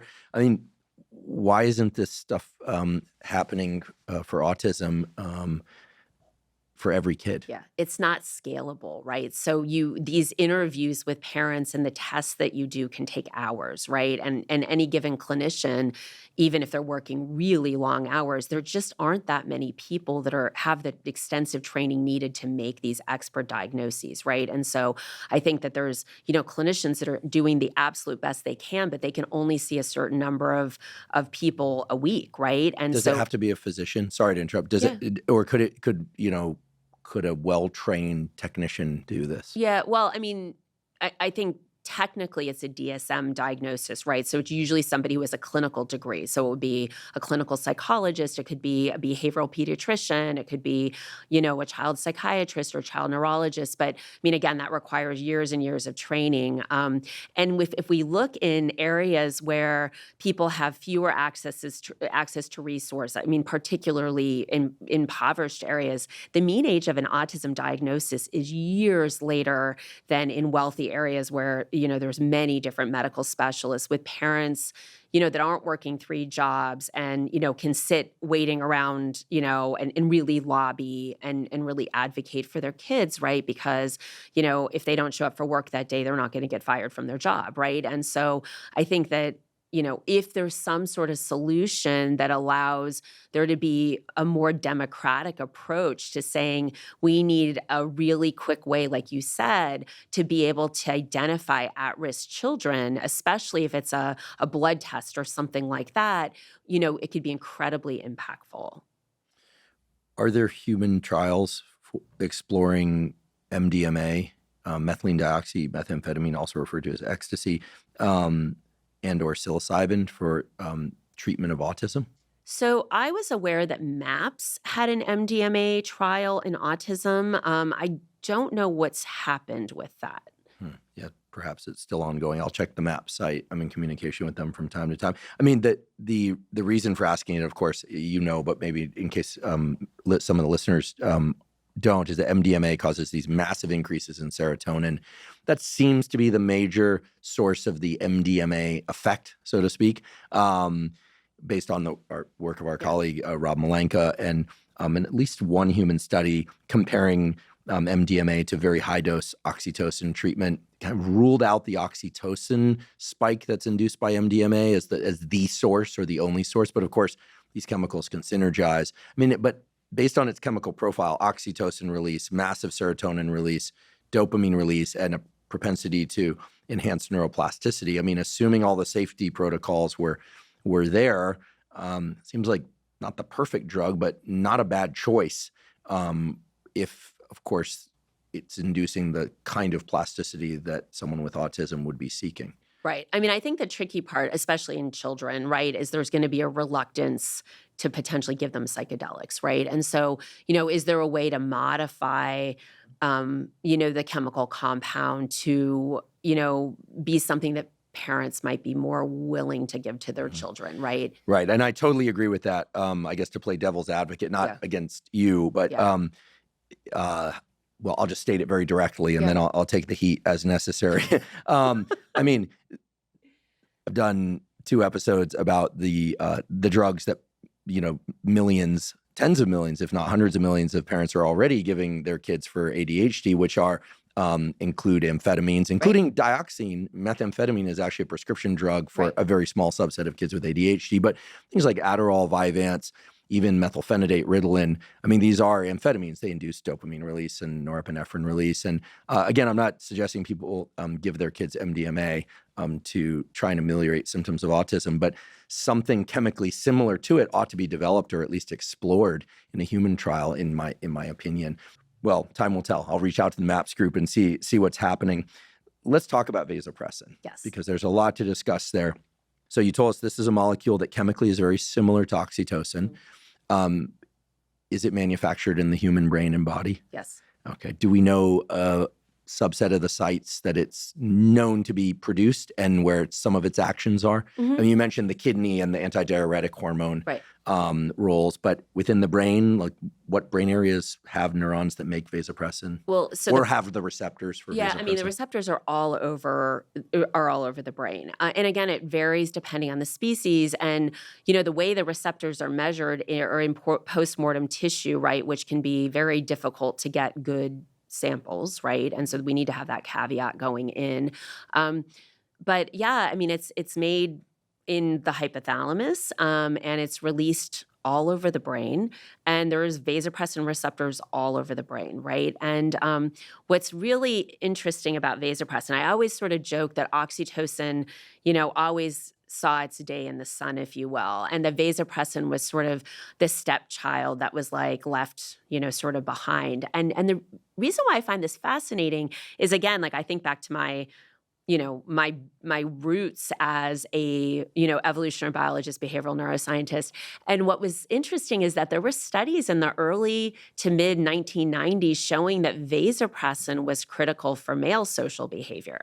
And so there was work, there was a variety of people, and I think Rob Malenko mentioned this on the podcast he did about, there's a group of people like Sue Carter, Larry Young, Tom Insel, some of these early people, and they gave vasopressin to male prairie voles, and vasopressin was what induced pair bonding with a female mate, and also paternal care. And as I recall, those experiments were done in the context of looking at polygamy versus monogamy of these prairie voles. Prairie voles versus like a different species, so same genus, but a different species. So it might be a montane vole or, highly related, but these other species. So prairie voles are monogamous. The males. For life?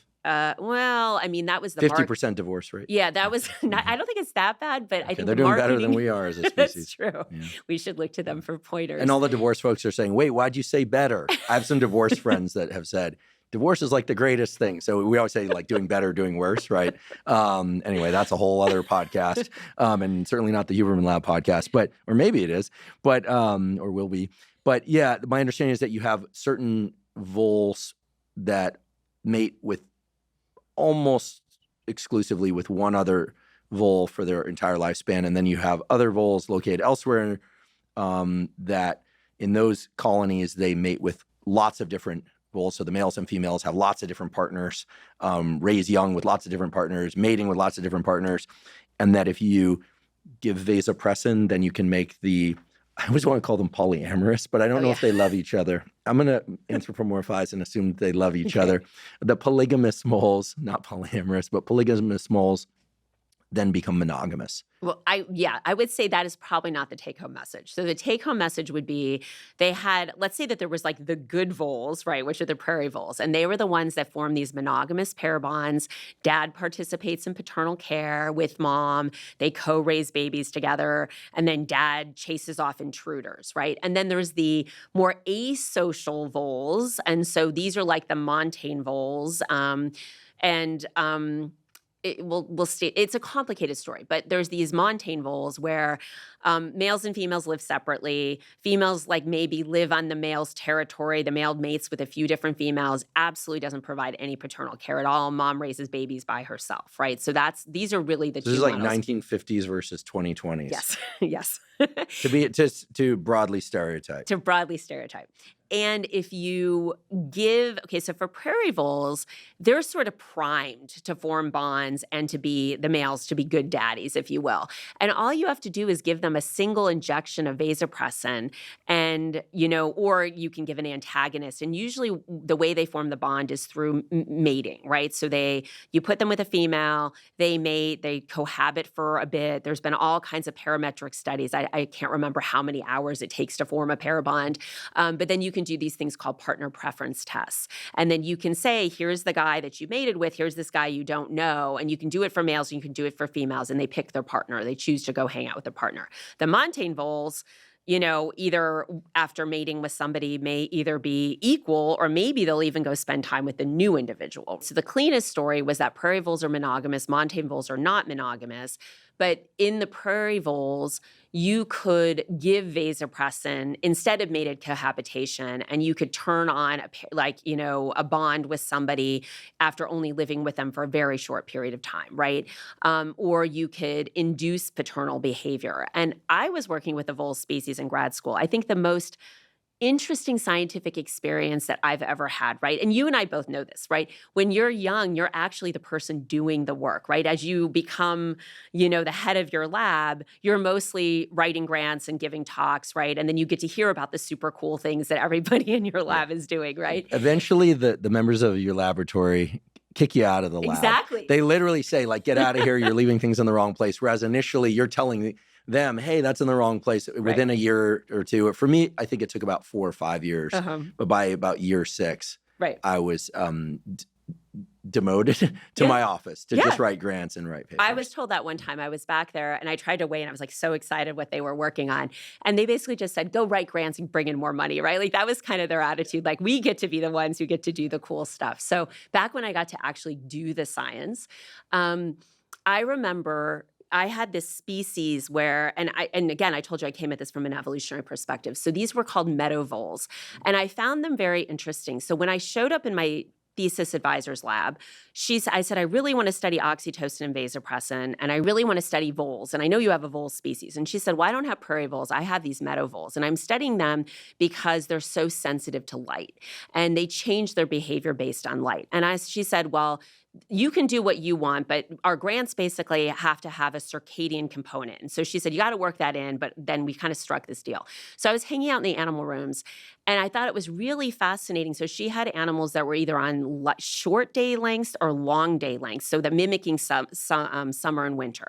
And I was noticing that on winter day lengths, the males were hanging out with the females, and when the female had a litter, he was like participating. And I was like, whoa, these are not supposed to be monogamous animals. And so I went into the field research, and they were doing all these radio telemetry studies. And so like if you— we should probably explain what those are. Putting a little transmitter under the skin, it's painless for the animal, but that allows the researcher to monitor the behavior of the animal in the field remotely without having to, put them in cages and stuff. Right. And so this is like under field conditions. And voles are everybody's favorite snack. So they have like a very limited lifespan in the wild. I mean, like on the order of months. And so like if you have a short lifespan, like you should just keep reproducing, right? And so what was interesting is at the end of the summer days, as you're going into winter, territories collapse and males are found with females. And they co-raise babies. It makes sense. If you're going to have a litter and mom needs to get up to go eat, you need somebody to sit there and warm those babies, or they're going to die because they're going to freeze to death, right? So I started saying like, wow, I think these meadow voles are good dads. Like I'm noticing this. And so I told my thesis advisor, I want to study how oxytocin and vasopressin maybe this is involved in tracking these evolutionary mating strategies. And so again, like the coolest experience I ever had was on these males that were housed under short day lengths. So they were like winter males. I was able to put vasopressin directly into their brains, and it was like turning on a light switch. And they ran around the cage, picked up all these babies, put them in a nest, and huddled over them. And if you put a placebo into their brain, nothing happened. And so to me, I always filed that away in the back of my mind of like, wow, vasopressin is this really interesting hormone. And maybe someday I did a postdoc on something else, but it was always, back in the back of my mind of, I really want to return to this. It's so incredible that a 8 amino acid long peptide could basically turn these relatively negligent fathers into very attentive fathers. Yes. Yeah, it was fascinating. Right. It just speaks to the power of the peptide, vasopressin. It also speaks to the power of brain circuitry. It also speaks to the idea that brain circuitry is often sitting latent in the background, ready to be activated, that it's not just about neuroplasticity and building up a new circuit, that some forms of neuroplasticity are about unveiling what's already there. Absolutely. And that peptides can act like switches, yeah. Which, kind of makes sense on the one hand, but I've never heard of a result as dramatic as that. So I'm presuming you're going to tell us that then led you to go back to vasopressin and explore its ability to induce good parenting in negligent fathers? No. I haven't studied that yet. No, well, so I think that, my mom always says chance favors the prepared mind. And so I was doing my postdoc at Stanford, and I got recruited to stay on the faculty. And I, had been doing work in stress vulnerability and stress resilience. And I love doing that work. But I still felt this tug of, I had spent all this time in a psychiatry department where I was surrounded by clinicians, and I realized that a lot of the stuff that I was doing had clinical relevance, right? And so sometimes you sort of meet the moment, right? And so right as I was transitioning to have my own lab in my department, there was a bunch of stuff going on. So there were a lot of very dedicated parents who were lobbying for funding for autism research because it was horrifically underfunded. Really? horrifically underfunded. Wow. I mean, at rates of 1 in 36 well, not kids. at the time, right? So Right. it was 1 in 150 or whatever it was back then. But there were all these parents, and I mean, again, they're heroes in my eyes, that they advocated so much for their loved ones. And so there was, they started forming parent grassroots organizations that have culminated. They all started joining together, which is now Autism Speaks. And then there was a man named Jim Simons who runs one of the most successful hedge funds in the world, and he decided, wow, I'm gonna, let's put money into autism, right? And so does he have a personal link to autism? You'd have to ask him. Because oftentimes, not always, but oftentimes when you hear about wealthy donors devoting a lot of money to one area of science, there's a familial thing there. Yeah. That, a member of their family or a close friend has this challenge, and they really want to see that challenge. Absolutely. I mean, a lot of money I've gotten for my lab from philanthropists. And what I will say is the most impactful work I've ever done is through philanthropy, right? They're crazy ideas that no funding agency ever touches, right? But yeah, so they both put a lot, there was a lot of emphasis. And so because the Simons Foundation started issuing requests for applications, there was a group at Stanford that formed, and it was a clinician with a basic scientist. And my chair at the time said, well, almost nothing is known about the biological basis of autism. Why don't you go, I'm going to introduce you to the head of child psychiatry. You should go talk to this group. And so as I was preparing my slides and realizing that, social interaction impairments were a core feature of autism, I thought, wow, these neuropeptides may really be, a part of this puzzle. And so that's actually really how I got pulled into autism research was through that. And it was, I was, everybody at the time was very interested in oxytocin. And I remember thinking, so we actually did probably the most definitive blood oxytocin study, because there was this idea, again, like this marketing campaign of like the oxytocin deficit hypothesis of autism. And, given how clinically heterogeneous autism was, we got money actually from the Simons Foundation, and we did the first study with maybe 200 kids. And what we were able to show was that blood oxytocin was not a marker of autism, right? So it wasn't like there was a bimodal distribution, meaning two completely non-overlapping levels of oxytocin in people with autism, people without autism. So the lower your blood oxytocin levels, actually, regardless of who you were, you could be a child with autism, you could be an unaffected sibling with autism, or you could be a unrelated control child. And it was the lower your blood oxytocin levels, the greater your sort of social difficulties. And the slopes, were different. They started at different points because the behaviors were obviously different.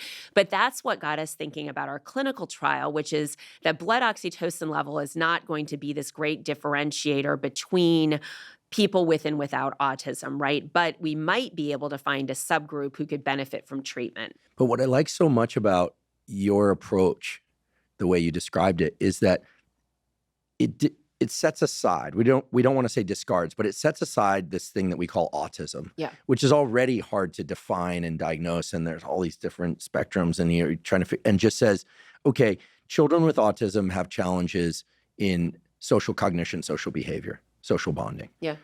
So do adults with autism, for that matter. Let's just focus on that. Yeah.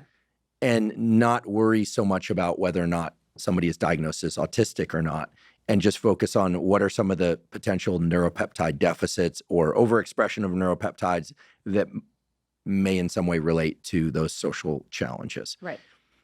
And then one can circle back to the question about autism in collecting those data, but it also points to this idea that, like, when we go after a disease like Alzheimer's, we can often miss the possibility that Alzheimer's, while it has, deficits in cognition and memory, could also be a bunch of other things like a metabolic disorder of the body. And so maybe you go after a particular symptomology and try to attack that, and you might actually potentially treat or cure multiple diseases. It's a very different approach, and I hope people are catching on to the subtlety, but also the potential impact of that. Because if I heard correctly, you said there are people who are not autistic who have social functioning deficits, and they too have less circulating oxytocin. Right. So I would say we haven't studied people where we brought them in and characterized it, right? So these are typically developing kids, but what we did is in the abilities that are typical of a controlled child, we still saw that gradient, right? And so I think it just sort of begs the question about, what is oxytocin's role in human sociality, right? I mean, I think there's just so much that we don't understand about both of these molecules in terms of their disease liability if they're low or their healing potential if we are, able to use them as modulators of other therapies. Mm-hmm. So how did you move from oxytocin to vasopressin? You mentioned that everyone was all excited about oxytocin. Still the one that we hear the most about. Yeah. Although after this podcast episode and when I start blabbing about vasopressin to everybody, maybe that'll change. But I think it's going to take a lot more than that. But maybe it's because the name isn't as. There's something about oxytocin that like kind of sounds like the love. It looks like the love hormone. But like vasopressin should be renamed. Right. Well, and it should be called something else. Like not antidiuretic hormone, not vasopressin. Right. I mean, you're going to tell us how critically important it is, perhaps even more important than oxytocin for autism and social functioning. So I don't know. By the end of this podcast, we'll come up with a new name. It's needed, right? Okay. Well, yeah. I'll put it out there. Okay. So how did you get to vasopressin? Okay. So it was interesting with oxytocin because we didn't, and again, I was skeptical that we would see these big group differences. But, it was a little bit of like, okay, what everyone's saying, this is not going to be the big solution, right? And so I actually came at it from the work that we did in monkeys. And so I think I mentioned previously at the beginning of the podcast that there were a lot of limitations that I saw. And then sometimes if you come into a field, when you're a little bit of an outsider, right? Like I'm not a clinician. I don't see autism patients, but I have this really strong interest in social behavior and the biology of it. And so I was thinking about what are things that we need to do to better address the challenges in autism. So one of them was, why are we looking in blood, right? Like if you look at neurological conditions, there's been a lot of progress made by doing biomarker discovery in cerebral spinal fluid, right? So like the biological substrates or clues of markers of, say, various forms of dementia or MS were first found in spinal fluid, right? Because it's the fluid that bathes the brain and the spinal column. And so if you're looking for the biochemistry of an illness, that's the closest fluid that you can get to the brain, right? So blood draw just won't do it. Maybe, right? So that was part of my thinking. But then there was the issue of the animal models, right? So there was drug after drug after drug that was tested in mice, and they failed in human clinical trials. And so it made me start thinking, could we develop a primate model of naturally occurring social impairments, right? So can we, because in autism, these social impairments are, if you will, naturally occurring, right? And so, these spontaneously occur in children. And so it made me wonder, could we identify monkeys in a large colony that have social impairments and after talking to clinicians who treat these children, can I spend a lot of time validating a monkey model where there will be monkeys that have features that look like they have direct relevance to core autism symptoms? And so what I did was there's a primate center, the California National Primate Research Center. And so what we did is, so I think I mentioned earlier that there's these surveys that can be used to look at autistic traits in the general human population, right? And so we refined one of these and we did what we call back translate. So basically it's an instrument that's used for humans. And then what we did is modified it to be able to use this rating scale in rhesus macaques, which are an old world monkey. And I know you're familiar with them.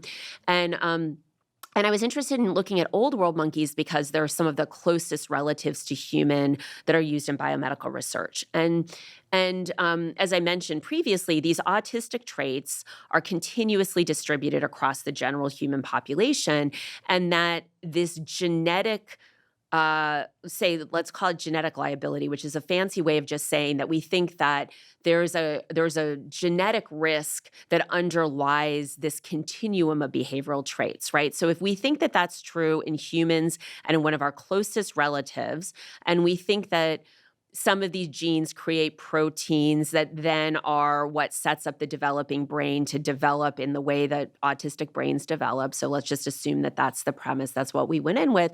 Can we find rhesus macaques that are just living in large outdoor colonies and identify animals that might be good models for autism? And the answer is yes. We could do this all kinds of different ways. One is we could just take people and score monkey behaviors outside their cages while they're interacting with their peers. We can use rating scales. And again, the rating scale we use is called the Social Responsiveness Scale. So this is called the Macaque Social Responsiveness Scale revised. It's a mouthful.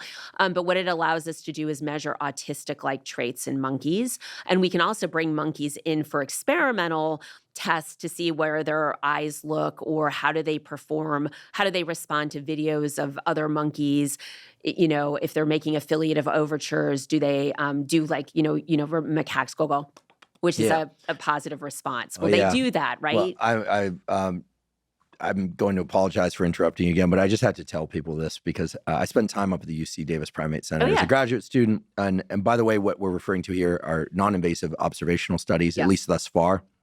So these are monkeys living in large exclosures, not enclosures, large exclosures, forming colonies and social relationships. And, I think anyone that sees monkeys at the zoo, and we all learn that monkeys go, ee, ee, ee, and they don't ee, ee. If you want a monkey to like you, you learn this working with macaques. First of all, they don't ee, ee. The affiliative call is a hoo. They do this really nice. And the little ones, the babies, do that very well. I spent a lot of time with these monkeys, and the little ones, they do this thing where they go, I used to nurse the little ones every once in a while. They go, ooh, ooh. And they're just, it just like makes your heart melt. I think there must have been an oxytocin dump at that moment. That's probably happening right now. But if you want the monkeys to like you, you have to give an affiliative facial gesture, which is not a smile. That's actually an aggressive gesture. Right. So as Dr. Parker just showed you, it's lip smacking, which is... Yep. So if you see a monkey at the zoo and you want it to pay attention to you, you're going to have to lip smack. And if it doesn't, either you're not doing it right or it just doesn't like you. Exactly. Right. Great. All right. Thanks.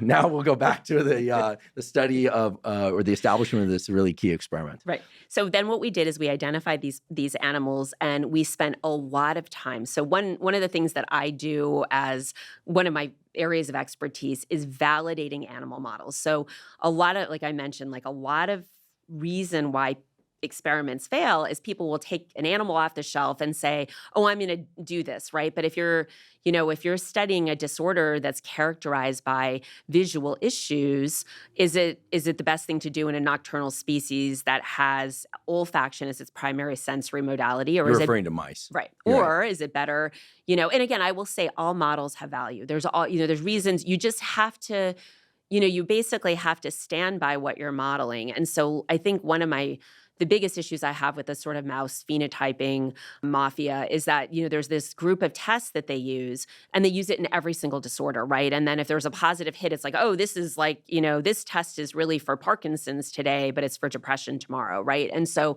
my goal was to devise very specific tests that would allow us to evaluate, core features of autism in this model. And the answer is we found it, right? So if you look at monkeys that spend a lot of time alone, they have a much greater burden of autistic-like traits measuring on this rating scale. They have diminished social motivations. So other monkeys will come up and interact with them, but they don't engage in social overtures that much themselves. They do less grooming, less affiliative behaviors.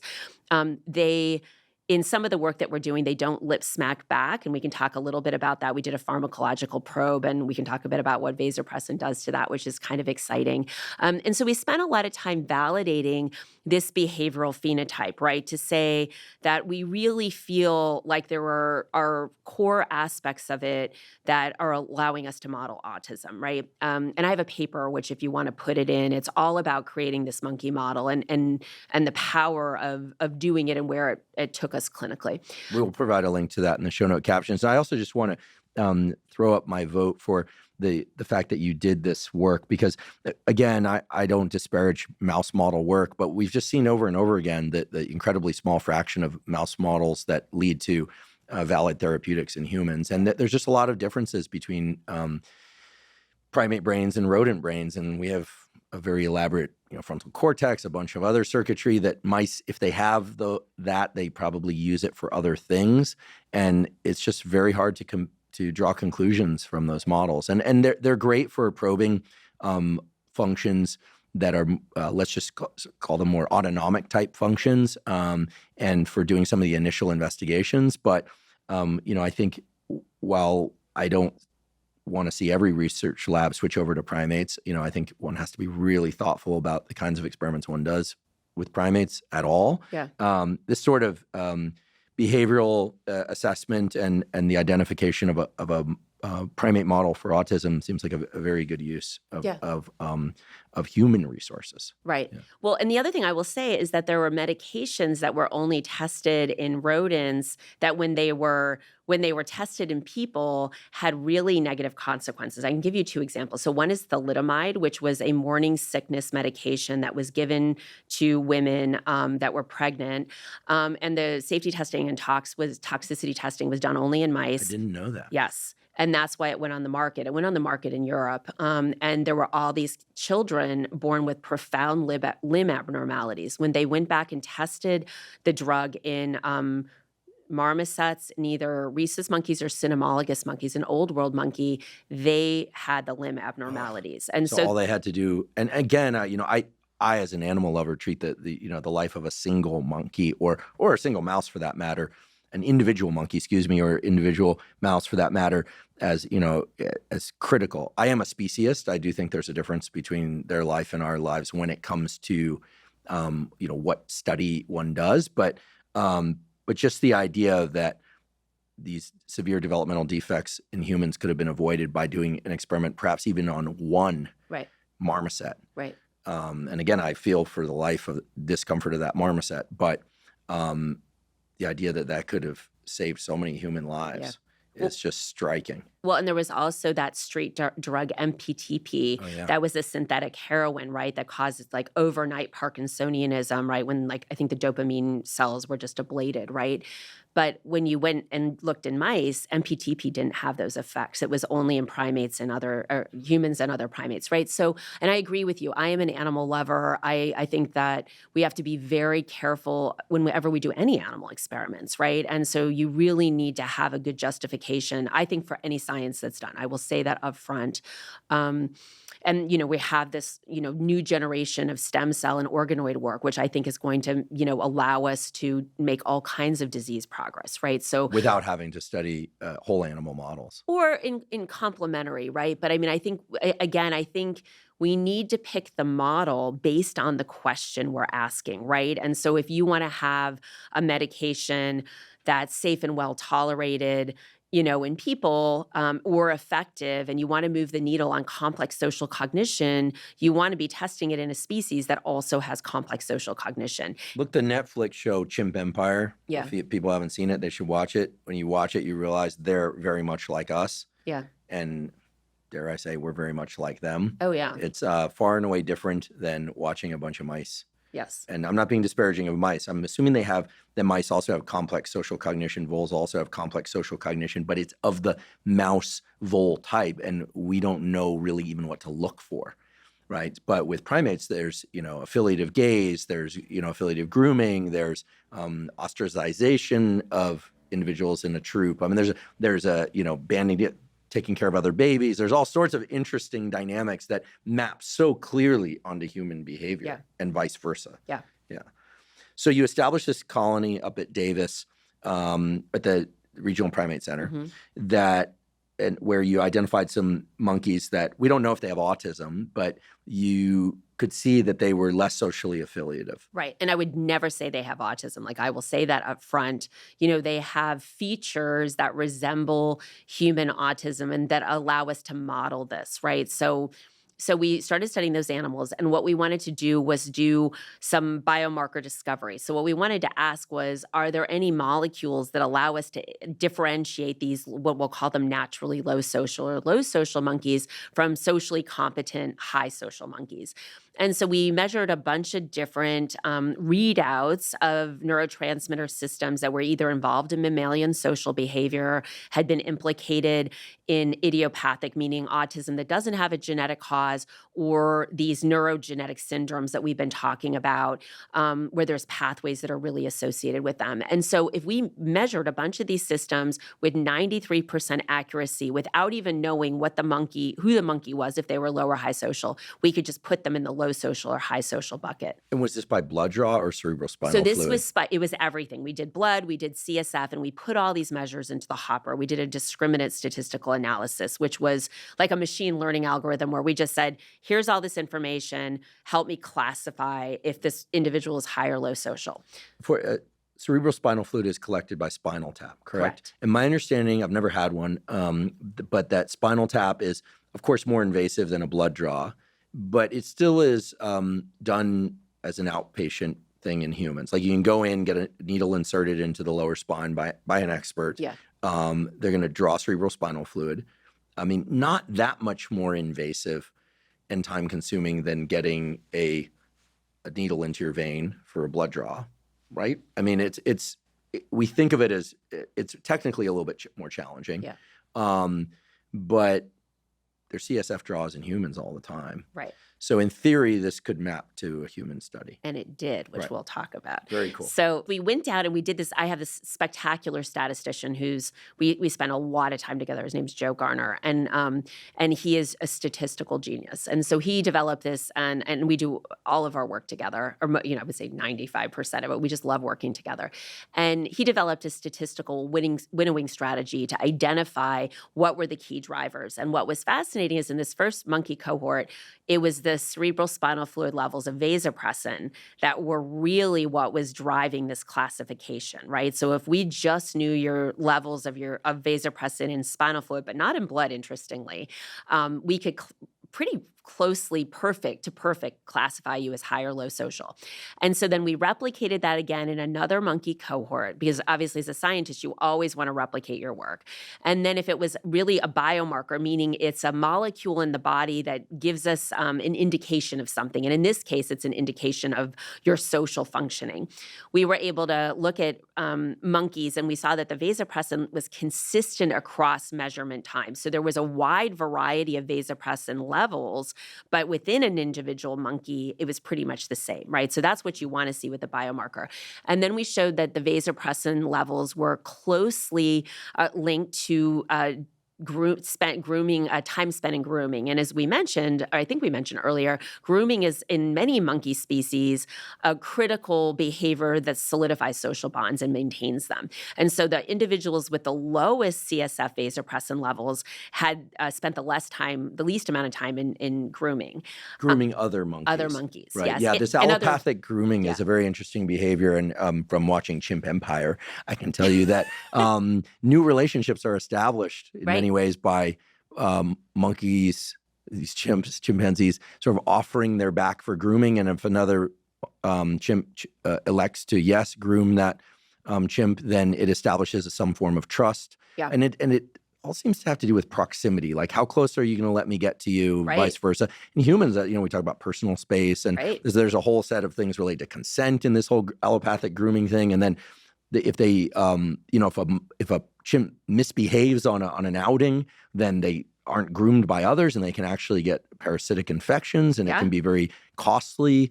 It's very interesting, to just think of allopathic grooming as not a kind of a primitive of language, but a whole language into itself. Absolutely. Yeah, and also just critical for the species. So that was really interesting to me, that we were seeing these hints that vasopressin could be, really important. But of course, somebody will say, and I will say up front, monkeys don't have autism, right? So then the question becomes, does this have what's called translational value? So, can I see this observation in an animal model, and will it provide fundamental insights into humans, right? And so I wanted to get cerebral spinal fluid from people to test this hypothesis, because we had in parallel done a study looking at blood vasopressin levels in people without autism, and we didn't see a group difference there, unlike this really profound difference that we saw when we looked at spinal fluid in the monkeys. And again, I think I mentioned the blood vasopressin levels were indistinguishable if you were high or low social monkeys. So there was something about looking more proximate to the brain that was giving us more information than, say, the blood alone. And so I said I wanted to get spinal fluid. And like you said, people do this all the time. How would we? But it's not going to be a first pass, especially when we don't really have any evidence in people, to go in for what we would call a research lumbar puncture, right? And so I had to get really creative about how do I get spinal fluid from children. And what we did was we piggybacked onto a clinical indication for a spinal fluid draw. So and we did this. So I tried to get funding for this. This is like, again, I think this is important for people to know how science is done, right? And so I wrote all these grant applications. Nobody would fund it. They said that this is really interesting. It's too high risk. You won't be able to pull it off. And, I don't usually back down from a challenge. Like if I think something's a good idea and I want to do it, I'm going to find a way to do it. If it's impossible, that's one thing. But if it's hard to do, it doesn't mean you shouldn't do it. You just have to figure out how to do it. And so I always try to see bridges where other people see barriers, right? And so it's like, well, how can I access spinal fluid? And so I went around talking to all my friends who were and Stanford's really wonderful because it's such a small school, right? And so you're on all these different committees with all these different people. And so a lot of committees. Lots of I committees. can attest, a lot of committees. Exactly. But it's really cool because you're on them with people from all different departments. Oh, yeah. I know people in departments that I wouldn't otherwise know. Yeah. And you get you get to know these people well in these many committees. And where we live, it's a small community, right? So maybe we're the experiment, Karen. Maybe I always wonder whether or not there's a larger experiment, right? Not on monkeys, not on the patients or the clinical, but like maybe we're the experiments, right? And they're looking at how we interact on committees. Anyway, please continue. So I started going up to people that I knew and said, hey, if you're taking spinal fluid, can I get a little bit of extra, right? And of course we got, IRB approval, meaning we had ethics approval and all this. And, or you could get the remnant sample and obviously, again, get consent from the families. So we could either get a little bit extra when it was being drawn for a research indication. So they were getting a spinal tap no matter what. And then we were just we're getting a little bit extra, or we were going to get the remnant that they were going to throw out, right? So you usually take more than you need because you don't want to have to do another spinal tap, right? And so we were able to go around, and I hustled around and got all these people involved to help me. We put hot pink stickers on the lumbar puncture trays so that in the emergency room, so if somebody was doing a spinal tap, they would call us so we knew about it and we could get samples, again, under people's consent. So we got all these people involved, and we finally got samples from children with autism and children without autism. And then we also made sure that whatever they were being worked up for was negative, right? So we got the sort of healthiest people we could, given that everybody was coming in for a medical reason to have a lumbar puncture. And in this first study, we had 7 children with autism, 7 children without autism, and we could nearly perfectly classify 13 out of 14 individuals by just knowing their CSF vasopressin level alone, which is pretty remarkable given that there isn't a robust biological indicator that we know. So basically, in this relatively small cohort, having low vasopressin is a biomarker of autism. Correct. And again, what I will say is in our monkey studies and in our human studies, CSF oxytocin level became our control, right? So in our monkeys, there were no difference in CSF oxytocin by group. And then in this first study, there were no differences in CSF oxytocin levels. A sample size of 14 is intriguing, but given autism so clinically heterogeneous, we want to replicate it. And so I knew that there was a a professor at the NIH named Sue Sweeto, who was collecting cerebral spinal fluid as part of a research study because she was interested in immune parameters and folate deficiency. So she had children that were medically healthy, and they were getting, just like at NIH, you get these huge workups, right? So they were very well characterized participants. So we were able to look at, and again, this is the first time we were able to look at girls. So we had a small sample of girls and we had boys, and we basically just asked the question, can we replicate this? And I was very interested in, will oxytocin be what's different in the girls, right? So maybe there will be some sex specificity here, and that we'll see low CSF vasopressin in the males and low CSF oxytocin in girls. That was not the case. What we found was that if in the individuals with autism, regardless of their biological sex, that they all had lower CSF vasopressin levels than the individuals without autism. And because they were so well characterized, we were also able to show on a gold standard research diagnostic assessment of autism. So it's an assessment that's used in a research situation to validate an autism diagnosis by an expert clinical opinion, that the lower your vasopressin levels in spinal fluid, the greater your social symptom severity, or your clinical symptom severity. And then we asked, it's like, well, vasopressin's involved in social behavior, but it's not really that involved in restricted repetitive behaviors. And that was actually the case. So it was the CSF vasopressin tracked the social symptom severity, not the repetitive symptom severity, suggesting that there might be other biological measures that could be included as a way to, have a more powerful way to differentiate people with and without autism. And so then I was really, so that was really exciting to replicate that. And then I had a colleague named John Constantino, who is now at Emory, but he used to be at WashU. And I knew that John, I had been at a meeting in, I think it was 2010, and I found out that he had what I will call liquid gold. So he had this minus 80 sea freezer that was had a bunch of neonatal infant CSF samples that he had from human infants. And he had collected them. And again, this was under ethical approvals.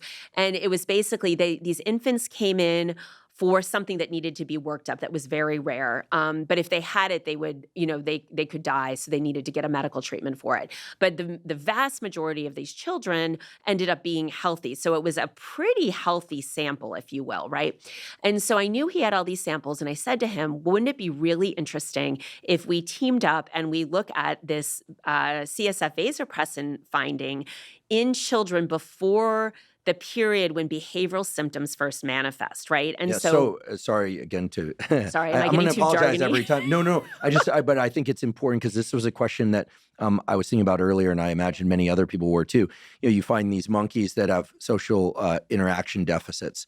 You find kids that have social interaction deficits, and you see that there's low vasopressin in both groups. This extends to male and female children. Yeah. But then, of course, the question becomes, well, maybe they have low vasopressin because of so many years or even months of social interaction deficits, right? That the direction of causality isn't clear. And so when you said liquid gold, referring to the CSF from these infants taken prior to any opportunity for social interaction beyond just whatever interaction they had with their mother up until the point the CSF draw was taken, this really gets at the issue of causality. Right. So it's a quasi-perspective, because it was banked and then a lot of time went by, right? And so what we realized we could do was, and this was a heroic undertaking on John's part. So these samples were collected back on paper medical records. So he had to trace 2,000 paper. What's that? Yeah, exactly. Yeah. So he had to trace 2,000, I think, paper medical records to an electronic medical record.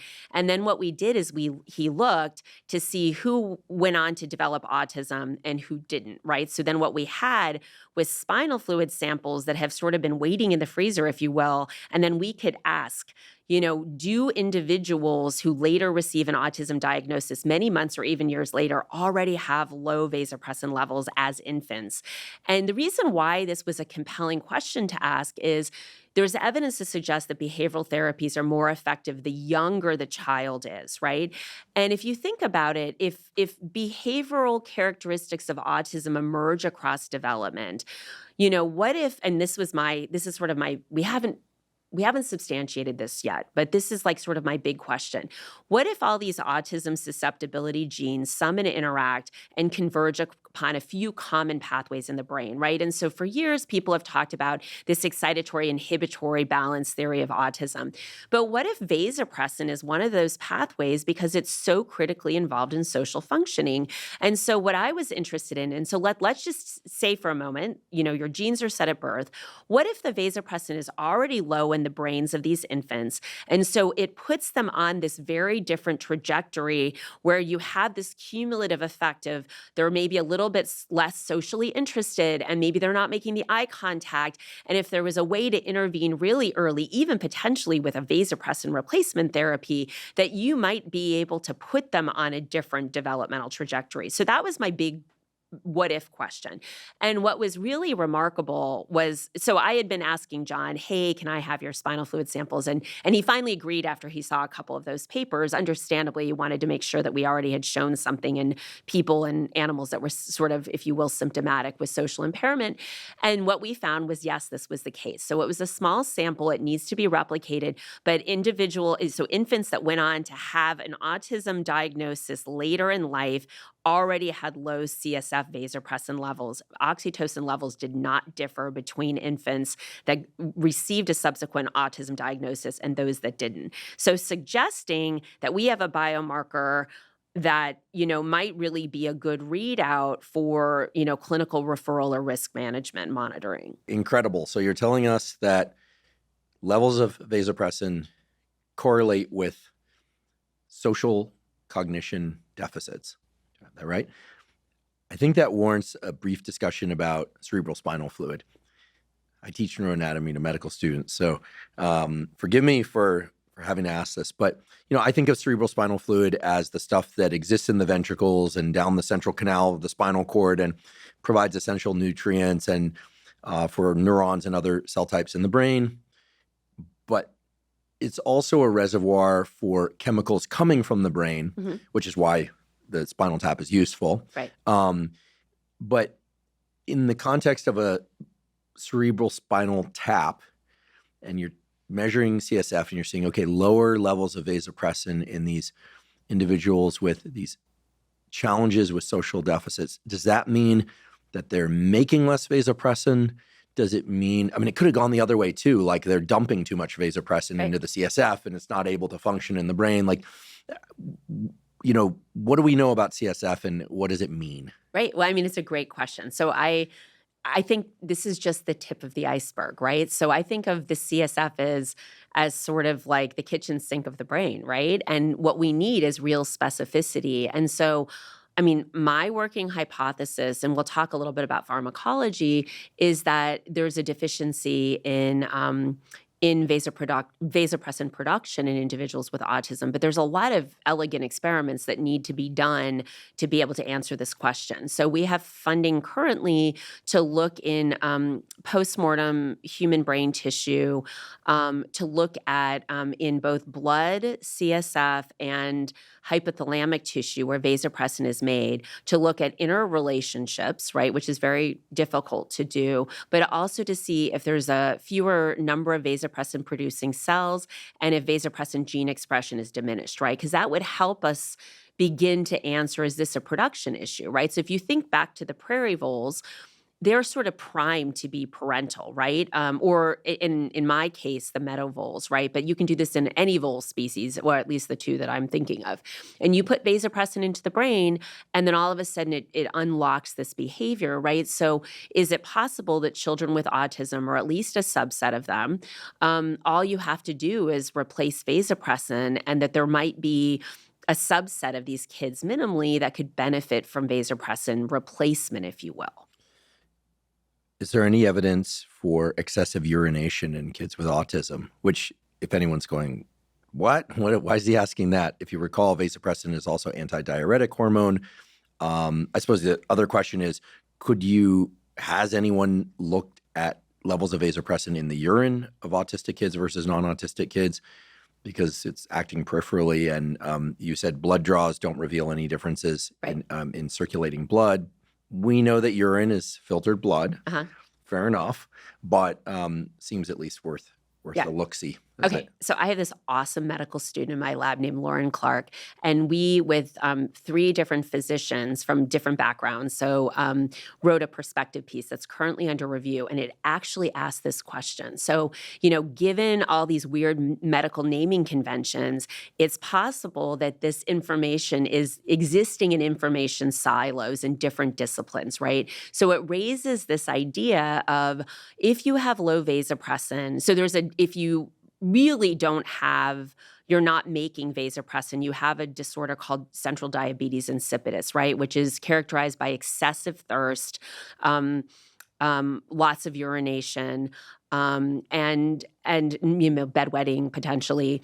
And so what we wanted to do was ask, has this been missed, right? So shouldn't there be a subset of kids with autism where we might be able to look at these other physiological features and say, yeah, this is the subset we want to be giving vasopressin to? And so she wrote this perspective where we did a little bit of a review. And the answer is there's some intriguing studies that we reviewed in this paper where it looks like, and what's funny is when you read the discussion section, it'll be like, wow, there's all these kids with autism that are drinking lots of water and we don't know why. Or, wow, there's a lot of bedwetting, but it's not tied to intellectual disability where you might see a lot of bedwetting or something. So all of these studies kind of raise this point of like, wow, this is really interesting. And there's been no big epidemiological study done on this, and certainly not any study where people who come at it from brain science and then the practitioners who are like an endocrinologist, for instance, which is where some of these people could show up, are really connecting the dots. So I think that remains to be determined, but we are actually about to launch a study to investigate this, right? I was meeting with Lauren yesterday about it. So it's a really good question, and I hope to have information on it in the not too distant future. As I recall, alcohol is an antagonist of vasopressin. So there's a lot of different drugs that could interact with vasopressin. And so one thing I'm interested in is, are there any drugs that release vasopressin as a side effect? And could some of them be mobilized to treat autism? We also know that acupuncture can release vasopressin. There's been some studies done in rats on that. And so one question would just be, are there any alternative therapies where we can be releasing vasopressin naturally? Or do we need to, do a replacement study where we give, intranasal vasopressin to children with autism, right? And of course, I'm not advocating that people go out and do this on their own, right? Like I'm a big proponent of randomized clinical trials where you assess safety, right, and science. Efficacy. Yes, right. Science. Science and medicine, right. But I appreciate you saying that. Yeah, some years ago, so this would be mid-90s, there was a small but very active subculture that I was not a part of, okay. I swear, that were combining GHB, gamma hydroxybutyrate, and vasopressin as combination, quote unquote, sex drugs. Really? Yes. Huh. Yeah. And I don't know what the rationale for including vasopressin was. Uh-huh. In any case, whether or not that's by way of enhancing social bonding or a direct effect on sexual arousal itself is still unclear. But in any event, since we're talking about vasopressin, maybe you should tell us about the actual science of vasopressin. Sorry, maybe I should allow you to tell us about the actual scientific study of vasopressin. In other words, what happens if you give people vasopressin in a controlled environment? Right, exactly. Not the sort of environment I'm talking about, right. but a controlled And the one thing environment. I will say, because I have people contact us all the time saying, where can I get vasopressin? And what I would say is, vasopressin means, you're having effects on blood pressure. You're having effects on really important... Right, vasode. Right. And vasculature. The dosing has to be appropriate. You don't want people just going and trying this because there could be really severe adverse effects, right? So that's why we've been studying this in a controlled clinical trial, right? So I teamed up with Antonio Hardin, who's the child psychiatrist that I've been working with for years. And we did the first-in-class vasopressin treatment trial in children with autism. So again, this was everyone was unaware of who was on vasopressin, whether it was the family or the clinician who was doing the evaluation. And then it was randomized, placebo-controlled. And then we basically gave vasopressin, again, twice a day for 4 weeks to children. They were about 6 to 12 years of age. And then we had a primary outcome measure, which was the social responsiveness scale. We could get into discussions about what a primary outcome measure should be. Wouldn't it be great if there was a biological measure? But this is sort of what had been used in the past and something that the FDA approved us using.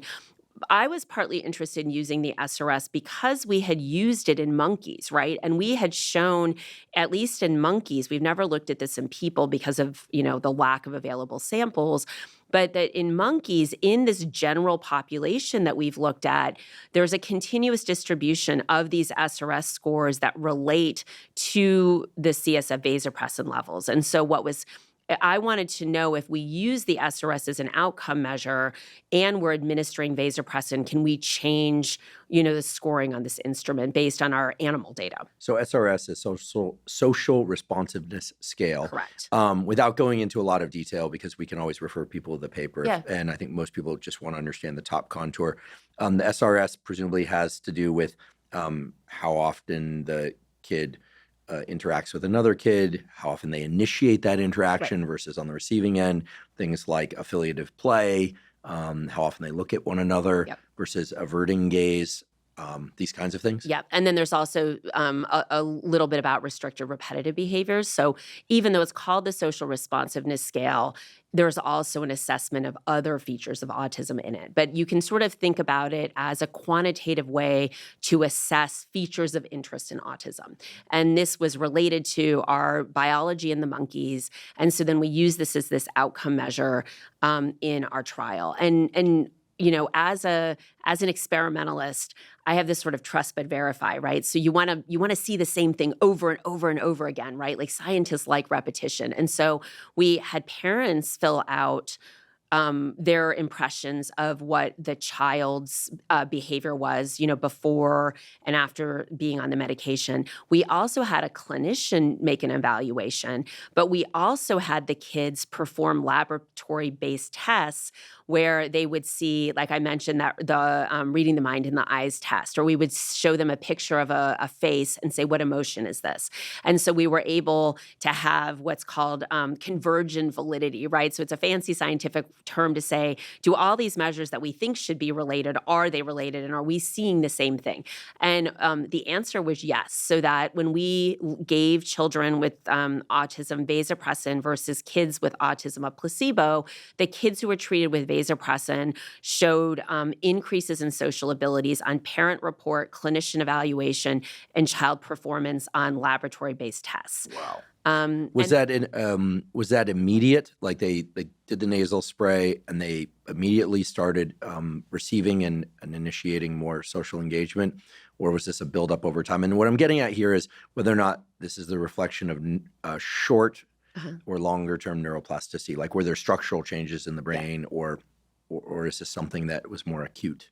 We don't know the answer to that. So we basically looked at dosing with the idea that we would, and again, I think we've mentioned this about limitations on, like, there's so many things that a scientist would like to do, but you were always limited by a budget, right? And so when we started this work, again, it was like philanthropic shoestring budgets, right? And so you had to really be laser focused on what are the things that we can do on the budget at hand. So unfortunately, we didn't do like EEG or brain imaging or other things that would be, I think, potentially very interesting to do, because you might be able to see an early signature of response, right? So maybe after the first dose, let's say, wow, like there's some interesting changes that are predictive of somebody who would be a responder to the medication. And we don't know that yet. But we do know after this 4-week period that we saw, these changes. And then in a subset of kids, we actually saw diminished anxiety and also diminished restricted repetitive behaviors.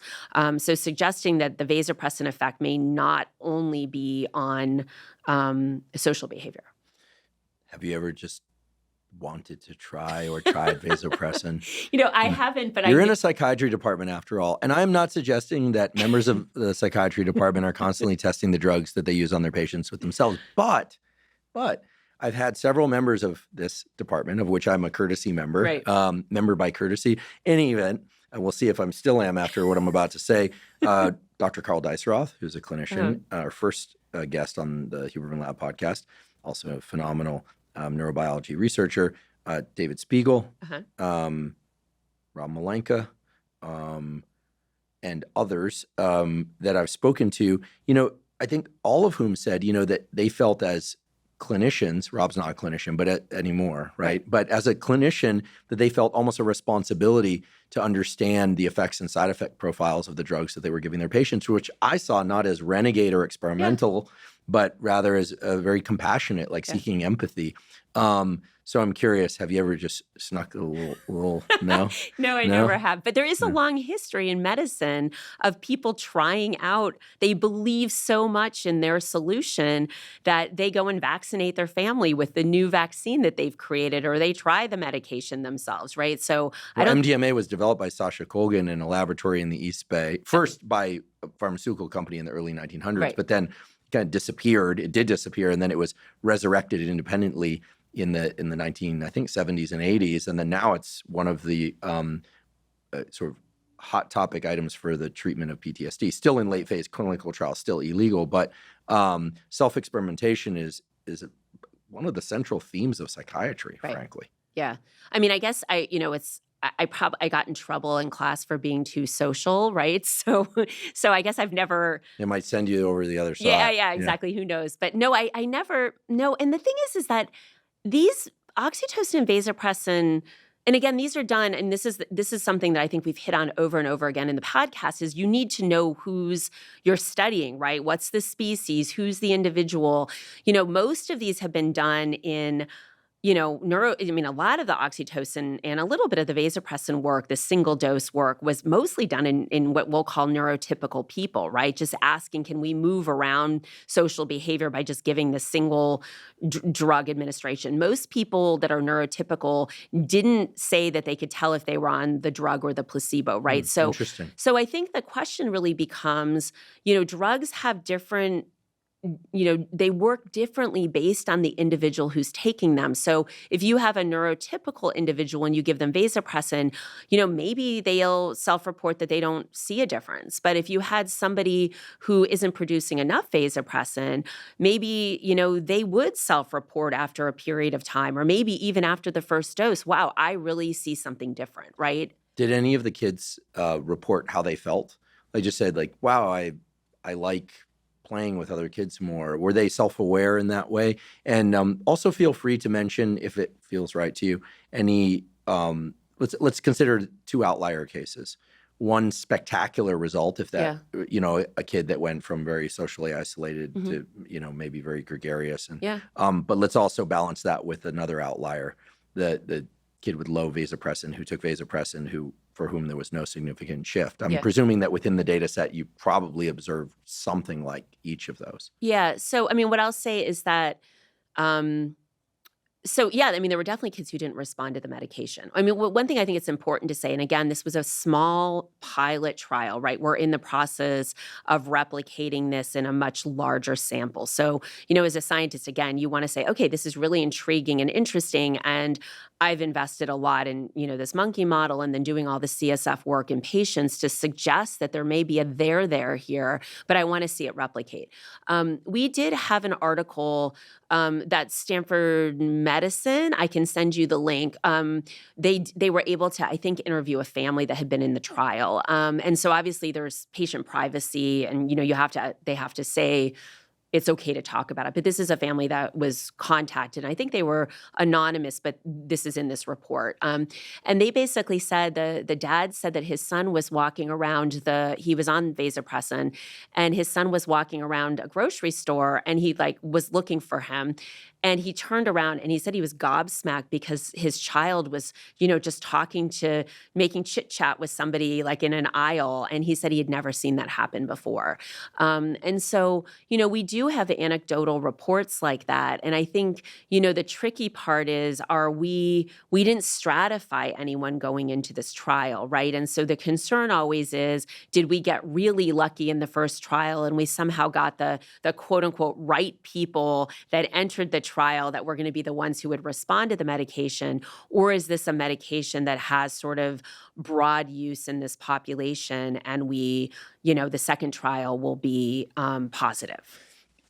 You used nasal spray to deliver the vasopressin, and presumably that gets into the blood circulation of the brain and supplies neurons with vasopressin. But it's very nonspecific, and I'm not criticizing it, but if you think about it, you're just sort of putting a bunch of vasopressin into the brain. And if people wonder why this is, that it's because basically you have neurons of your central nervous system are part of your olfactory system, and believe it or not, right behind where your nose meets your forehead, the brain is right there. Right. There's a little bit of bone, and then the brain is right there. Right. So one of the reasons you can get in there, and it's easier than an ocular injection or something, that wouldn't be a good approach. And it's easier than peripheral injection into the vein. But at the same time, I have to presume that I'm imagining this vasopressin just kind of like permeating through the brain, binding to whatever receptors happen to be there. You said the receptors are everywhere.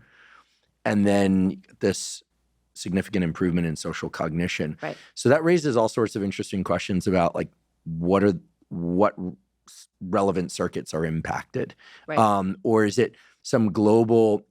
Could it be some global increase in kind of awareness of surroundings? Although some autistic kids are overwhelmed by their awareness of surroundings. So, what are some thoughts about how vasopressin might be working to exert this really impressive and frankly important effect? Right. So, I mean, could it increase social motivation? Does it, so let's talk about like how sort of complexity of social sensory processing. Is it that we're directing attention to social cues where there wouldn't have necessarily been as much attentiveness, right? Are we increasing social motivation, which would suggest from some of the animal studies may actually be happening, right? We don't know. And I think that's partly when you have other models, or if you're able, to do imaging studies. I mean, one thing that's been a little bit of a holy grail in this field is that if we could get tracers that are basically like a molecule that would allow us to inject it into somebody and then visualize the brain. Like if I'm thinking about a PET tracer, a radioligand, where you could then ask questions about, what's happening in the brain. Can we give vasopressin in the context of a functional brain imaging scan and ask like, where is the vasopressin binding? What kind of circuits are involved? Like that needs to be the next step of the work to know like where our targets are. And you can do something like functional proteomics, right? Where if you know where vasopressin receptors are, you can overlay that with studies of functional brain imaging, right? And that would allow you to say these areas are dense in vasopressin receptors, and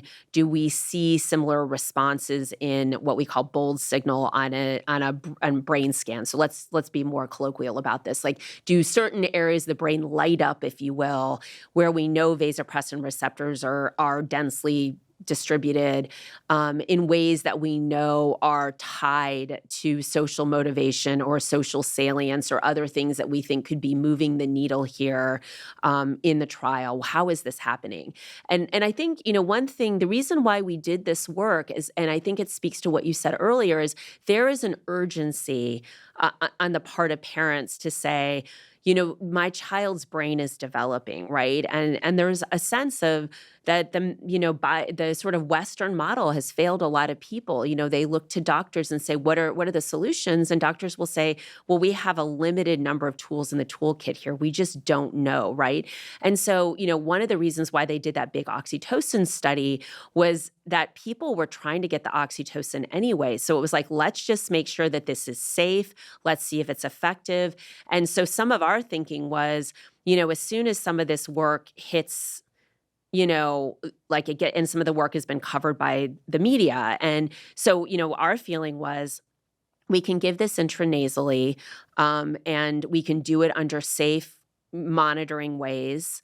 And so people are going to think about doing these things anyway. So let's just make sure that this is safe and let's test this in a rigorous way. So we don't know the mode of action, but then our feeling is that, at least from the initial safety data, it looks pretty safe. And so the idea would be, and there's a long tradition in psychiatry of we don't know the mechanism of action, but if we have a medication that can be impactful and improve the lives of people with autism, and we can diminish diminish suffering and people can more readily reach their full potential, to me, it actually seems unethical not to move forward in a way that's scientifically sound. Amen to that. This seems like a good time to raise the topic of the microbiome, and not as an unrelated topic. And here's why. I've seen a fair number of studies in mouse models arguing that in a mouse model of autism, which now, frankly, I have to kind of wonder about the power of that model. But anyway, the models are out there in the field.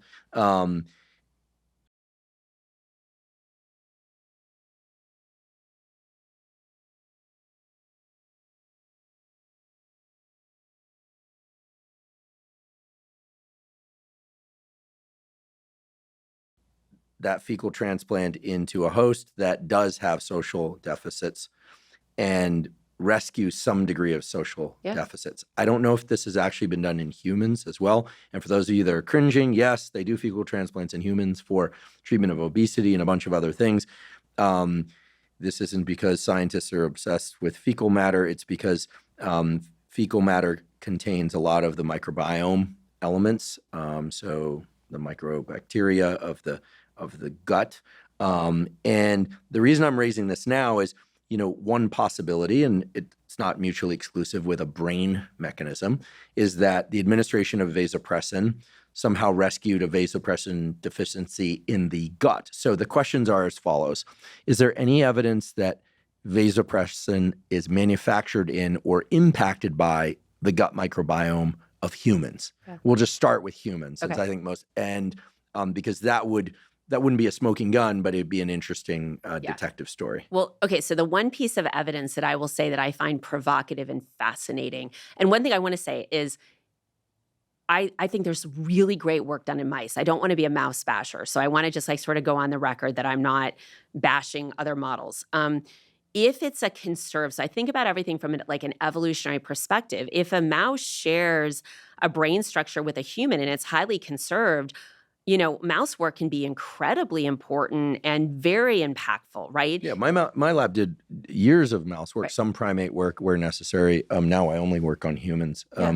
But absolutely, it has its uses. But clearly the primate model for social deficits as it relates to autism, you at least have me convinced that one has a lot of power. Let's just say that. Exactly. Okay, but I'm going to now say there is a really cool mouse study that was done that I found, and there's been, lots of different studies. So there's been mice, so there's these, like I said, these genetically modified mice that have genetic syndromes that are, where the individuals have social impairments.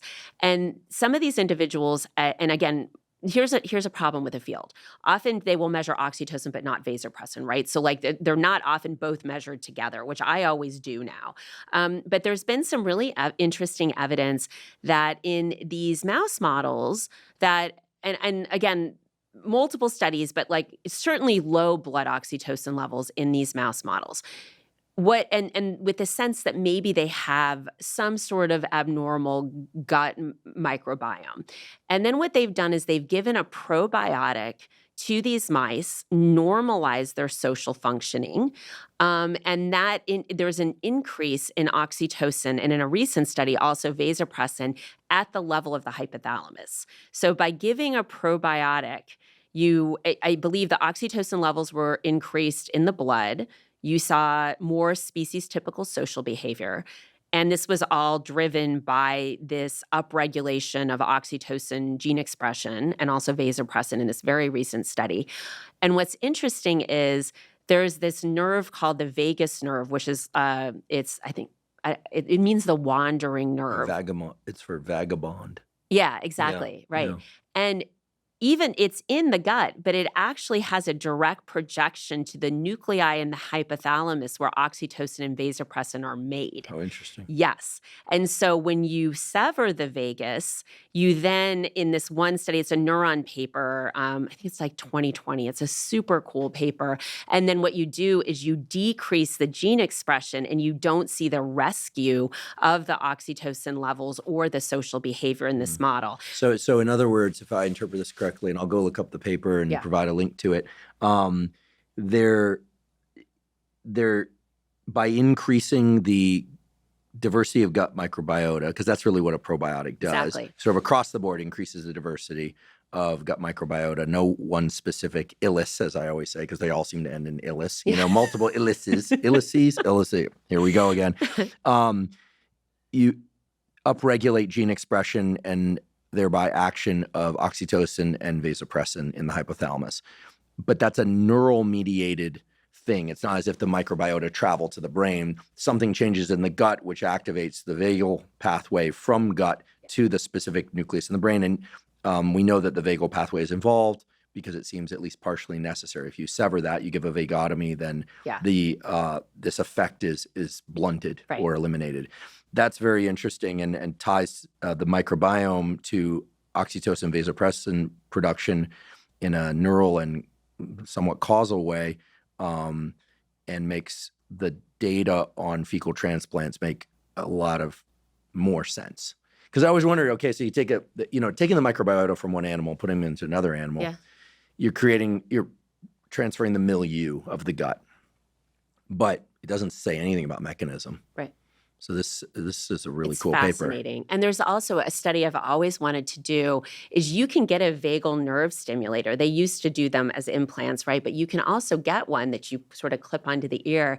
And I've always wanted to ask if we use this in autistic individuals, and could we increase, can we alter social behavior, right? And would that be something that we could actually measure in the blood, especially if we're seeing this change in these blood levels, right? Are you doing that experiment? No, but I've always thought it would be so cool. We have to get you the funding to do that experiment. And I know a few times you've raised the issue of funding. It's not something we spend a lot of time on this discussing on this podcast, but I think what should be abundantly clear to the listeners throughout the course of this episode is, as you mentioned earlier, you're very determined to get work done. You'll figure out a way. Right. But the way I describe finances and research is that it's absolutely necessary, but it's not sufficient. You, of course, have to have the right people and the right lab head directing the work. But no money, no project. And it is disappointing to see that despite the federal budget for research being still reasonable, it's not what we would like it to be.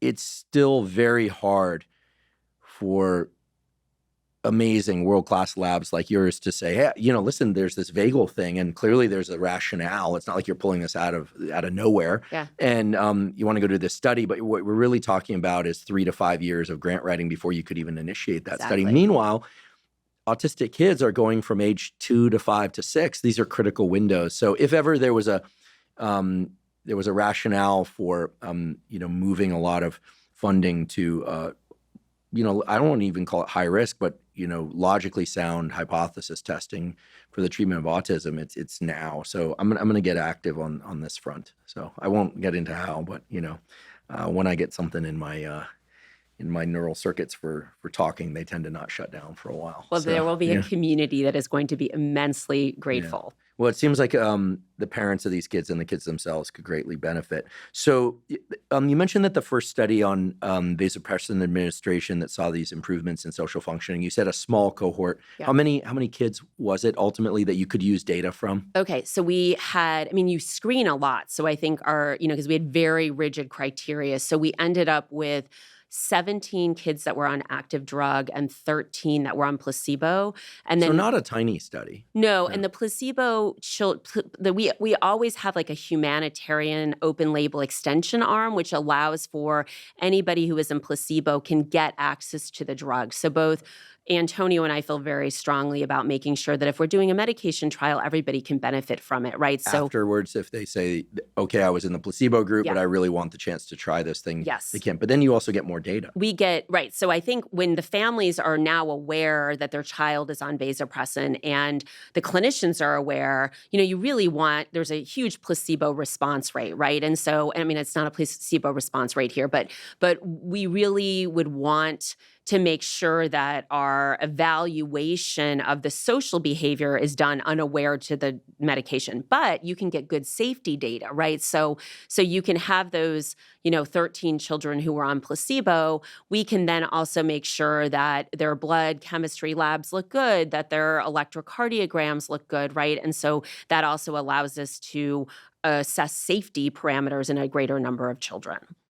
In a fairly broad literature search, I was able to find, microbiome, so fecal transplant is something that people are excited about. As weird and as there that. are trials in people with autism ongoing. Using fecal transplants. Yes. Okay.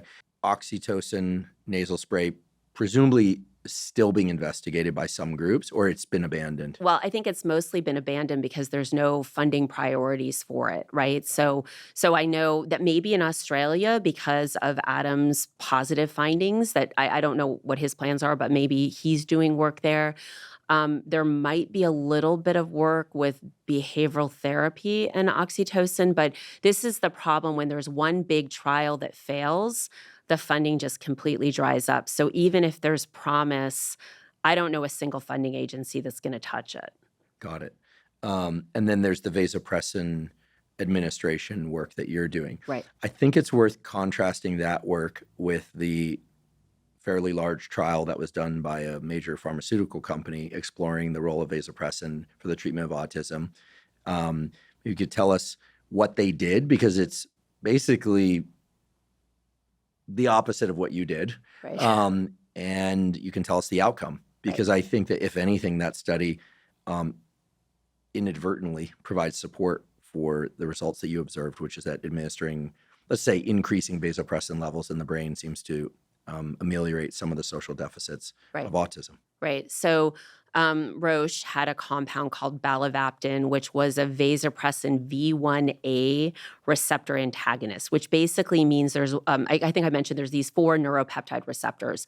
And oxytocin and vasopressin bind to each other's receptors, but the V1A receptor is the one that is most implicated in social behavior. And so they had, and this is the tricky part about when medications are developed in pharma versus in academics, right? In academics, there's definitely this transparency. We write grants, the abstracts are publicly available. We register our trials, they do too. But a lot of the, shall we say, early development is all put out in publications, right? And then it's also peer reviewed. And there's, an open trail of why we're doing what we're doing. But in a pharmaceutical company, they have the ability, because also they have all the funding, to be able to do all kinds of development that may never see the light of day because of the proprietary basis of it, right? And so, when you go back to, so it still is not clear to me why they took the approach of using an antagonist to the main vasopressin receptor in the brain. What's interesting is if you go back and you look at the animal literature, there are hamsters that if you give them vasopressin, they become aggressive, right? And if you give male prairie voles vasopressin, they can become aggressive. But let's think about the context that they're doing this in. These hamsters that show aggression are asocial. They live by themselves. If you give them vasopressin and the only social repertoire they have is to, have sex with a female or to fight a male that they see, they have a very limited social repertoire, right? And when the prairie vole male is being given vasopressin, it's often in the context of protecting his mate and his offspring. And so then it's actually species appropriate for him to attack a marauding male on his territory who's going to, kill his babies, right? And so my thinking in reading the preclinical literature, the animal literature, was that, all right, that makes a lot of sense in the context of those species, but we've never seen any evidence in our trial. Aggression didn't change. We also have an aggression measure in the current trial as well.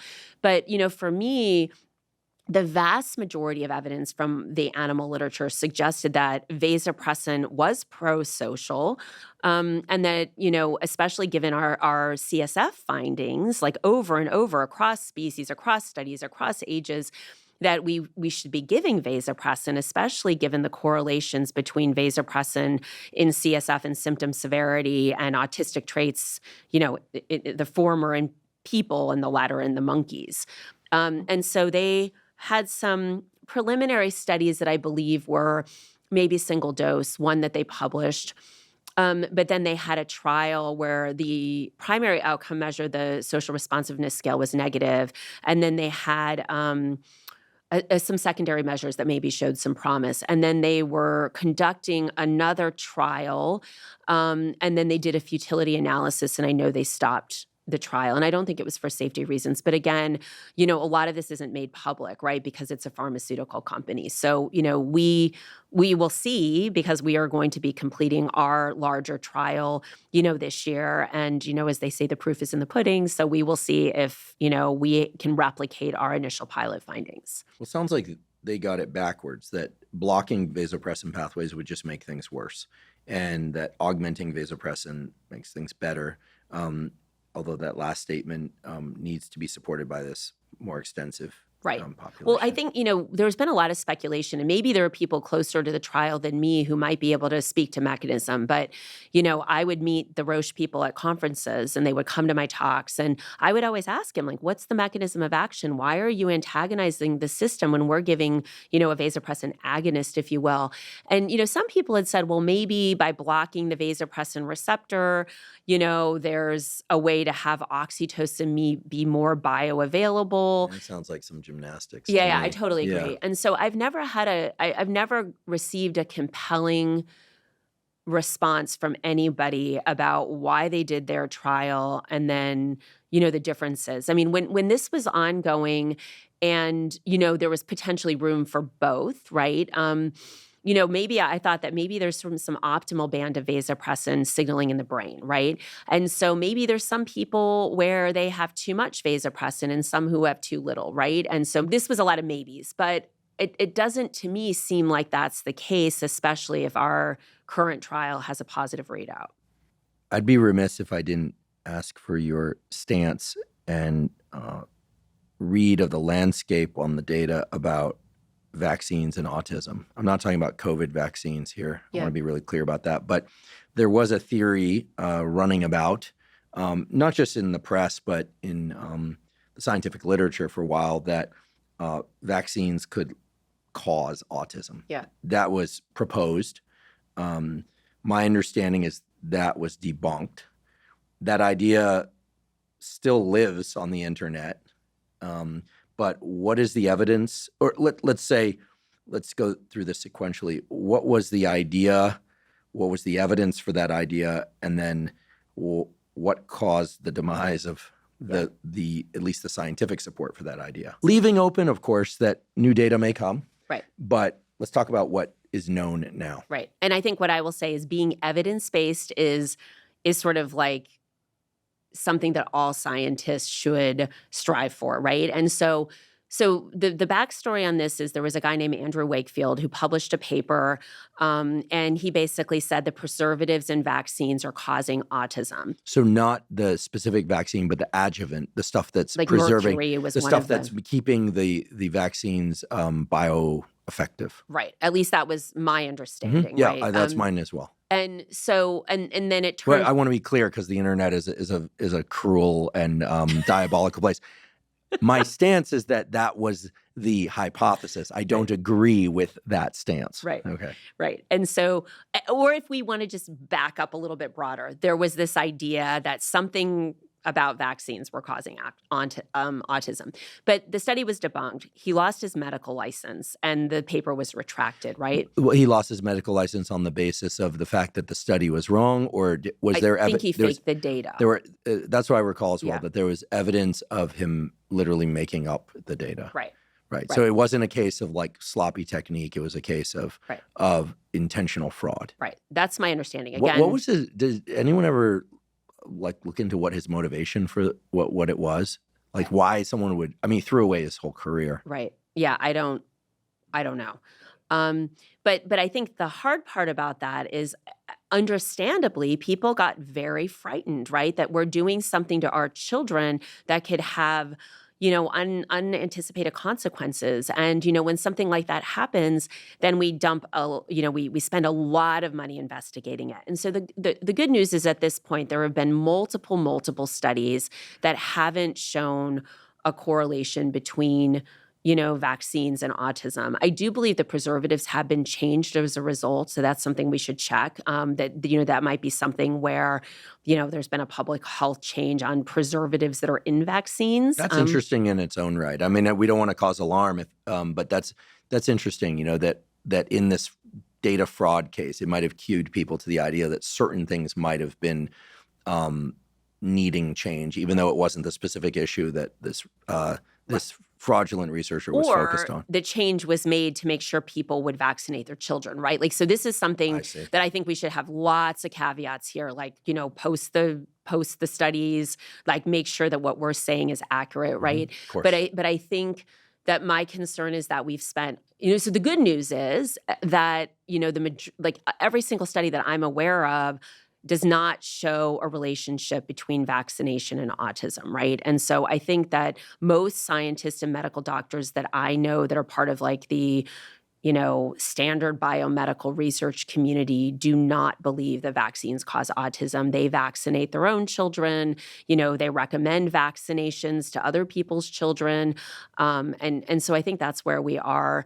Could I just ask a question? Yeah. And I feel more than obligated to do this because I think I have a pretty good finger on the pulse of the listenership of this podcast, but I think there's a range of stances on this where some people have a lot of trust in the standard medical establishment. Others have less trust in the standard medical establishment, and I wouldn't be doing my job if I didn't try and represent all those sides.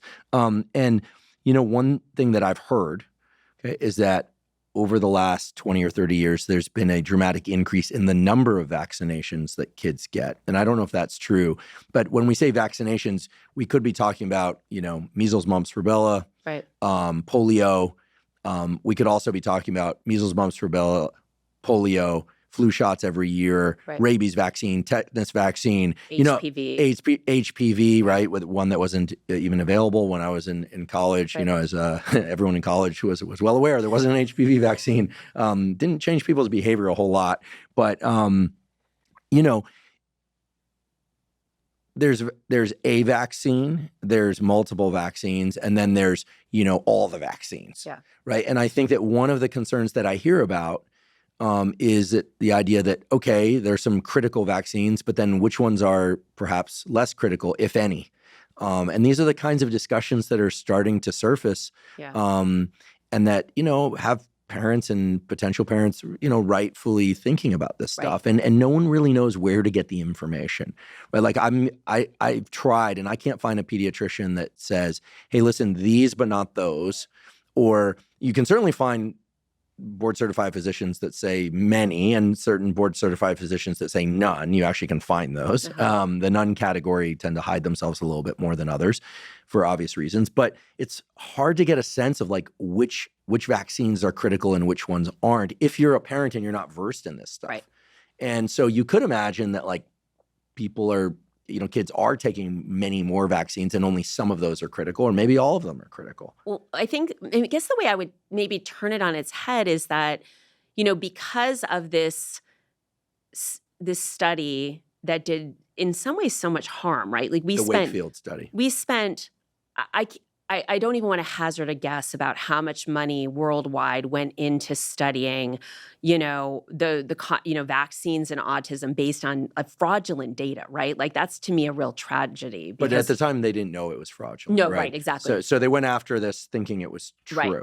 Okay. But I think the consequence of all this that I think is also extremely sad is that because everyone got so riled up and so fearful, there has been historically until recently many researchers who are like, oh man, I don't want to touch immunology and autism with a 10-foot pole, right? And and I wouldn't consider myself fearless, but like my lab never had any reason to work on those important problems. But I'll tell you, it seems like it's not a kettle of fish. It's a ball of barbed wire with a bunch of, napalm burning around it. And, totally. you say one thing, your career's ending. You say the opposite thing, your career's also ending. It's a mess. But I think this highlights that there are so many parents, again, and I think we need to listen to parent stakeholders, right? Like, there needs to be a dialogue whenever anybody's studying any illness to talk to the people who are involved, right? And I think that there are parents who will report, wow, like there is immune system dysregulation in my child.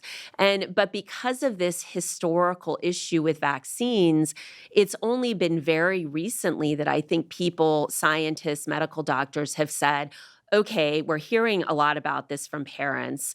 And are there a group of individuals who have, immune issues that could be driving their autism, right? We don't know, and everything should be evidence-based. But I think that, like you said, with this cancel culture and all this fear, scientists sometimes will pick topics very judiciously based on, like, hey, I just want to be left in peace, and I'm trying to help this community. And if there's areas of the enterprise that you think are going to cause all kinds of grief, then people are going to be less reluctant to study them, even if it's critically needed. Well, that's a perfect place to say thank you. I realize you're not addressing the vaccine autism issue directly, but you're so clearly going after the target, trying to figure out what are the biological mechanisms that are disrupted in autism and, by extension, other deficits of social function in kids and adults. You've identified this incredible relationship between vasopressin, which should have more prominence, in my opinion, than oxytocin, its lesser cousin. Just kidding, oxytocin lovers. But also have shown, yes, in a small study, but you're now extending this to a larger cohort, as you mentioned, a causal relationship. When vasopressin is administered to these low vasopressin / low social functioning kids, their symptoms improve. So I know I speak for many people when I say that I truly appreciate your doggedness in going after this problem, especially on the complicated landscape of lack of funding for doing novel and truly high-risk work, especially on the backdrop of the socio-political landscape around autism. It's a complicated thing even to discuss. As I mentioned in the introduction, we had to have some fluency around autism, so we sometimes said autistic.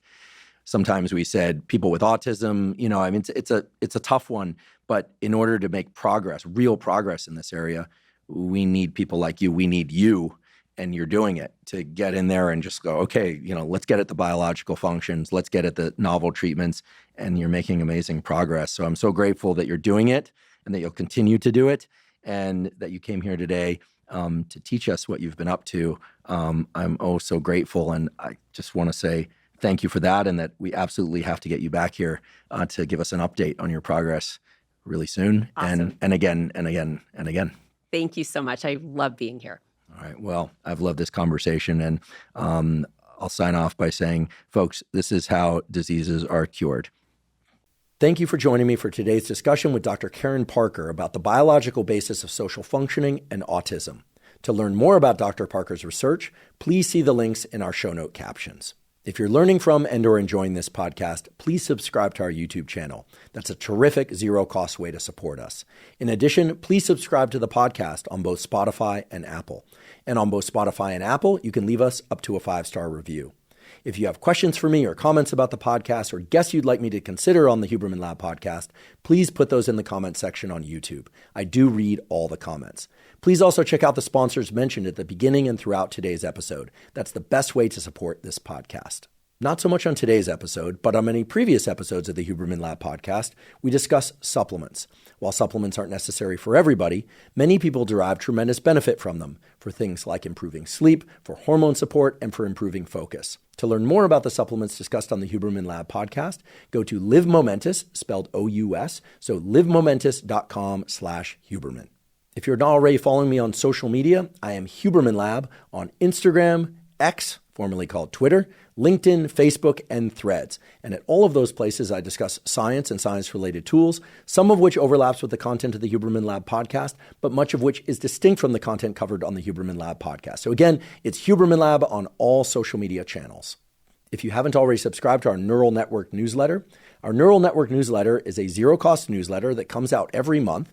It includes podcast summaries, as well as protocols in the form of short PDFs of maybe just 1 to 3 pages, where I list out the specific protocols, for instance, for improving dopamine functioning, or for improving your sleep, or for deliberate cold exposure, deliberate heat exposure, or fitness protocols, and on, all of which are presented in brief fashion, very direct, just the protocols listed out, again, completely zero cost. To sign up, you simply go to hubermanlab.com, go to the menu function, scroll down to newsletter, and enter your email. And I should point out that we do not share your email with anybody.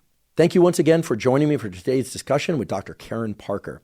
And last but certainly not least, thank you for your interest in science.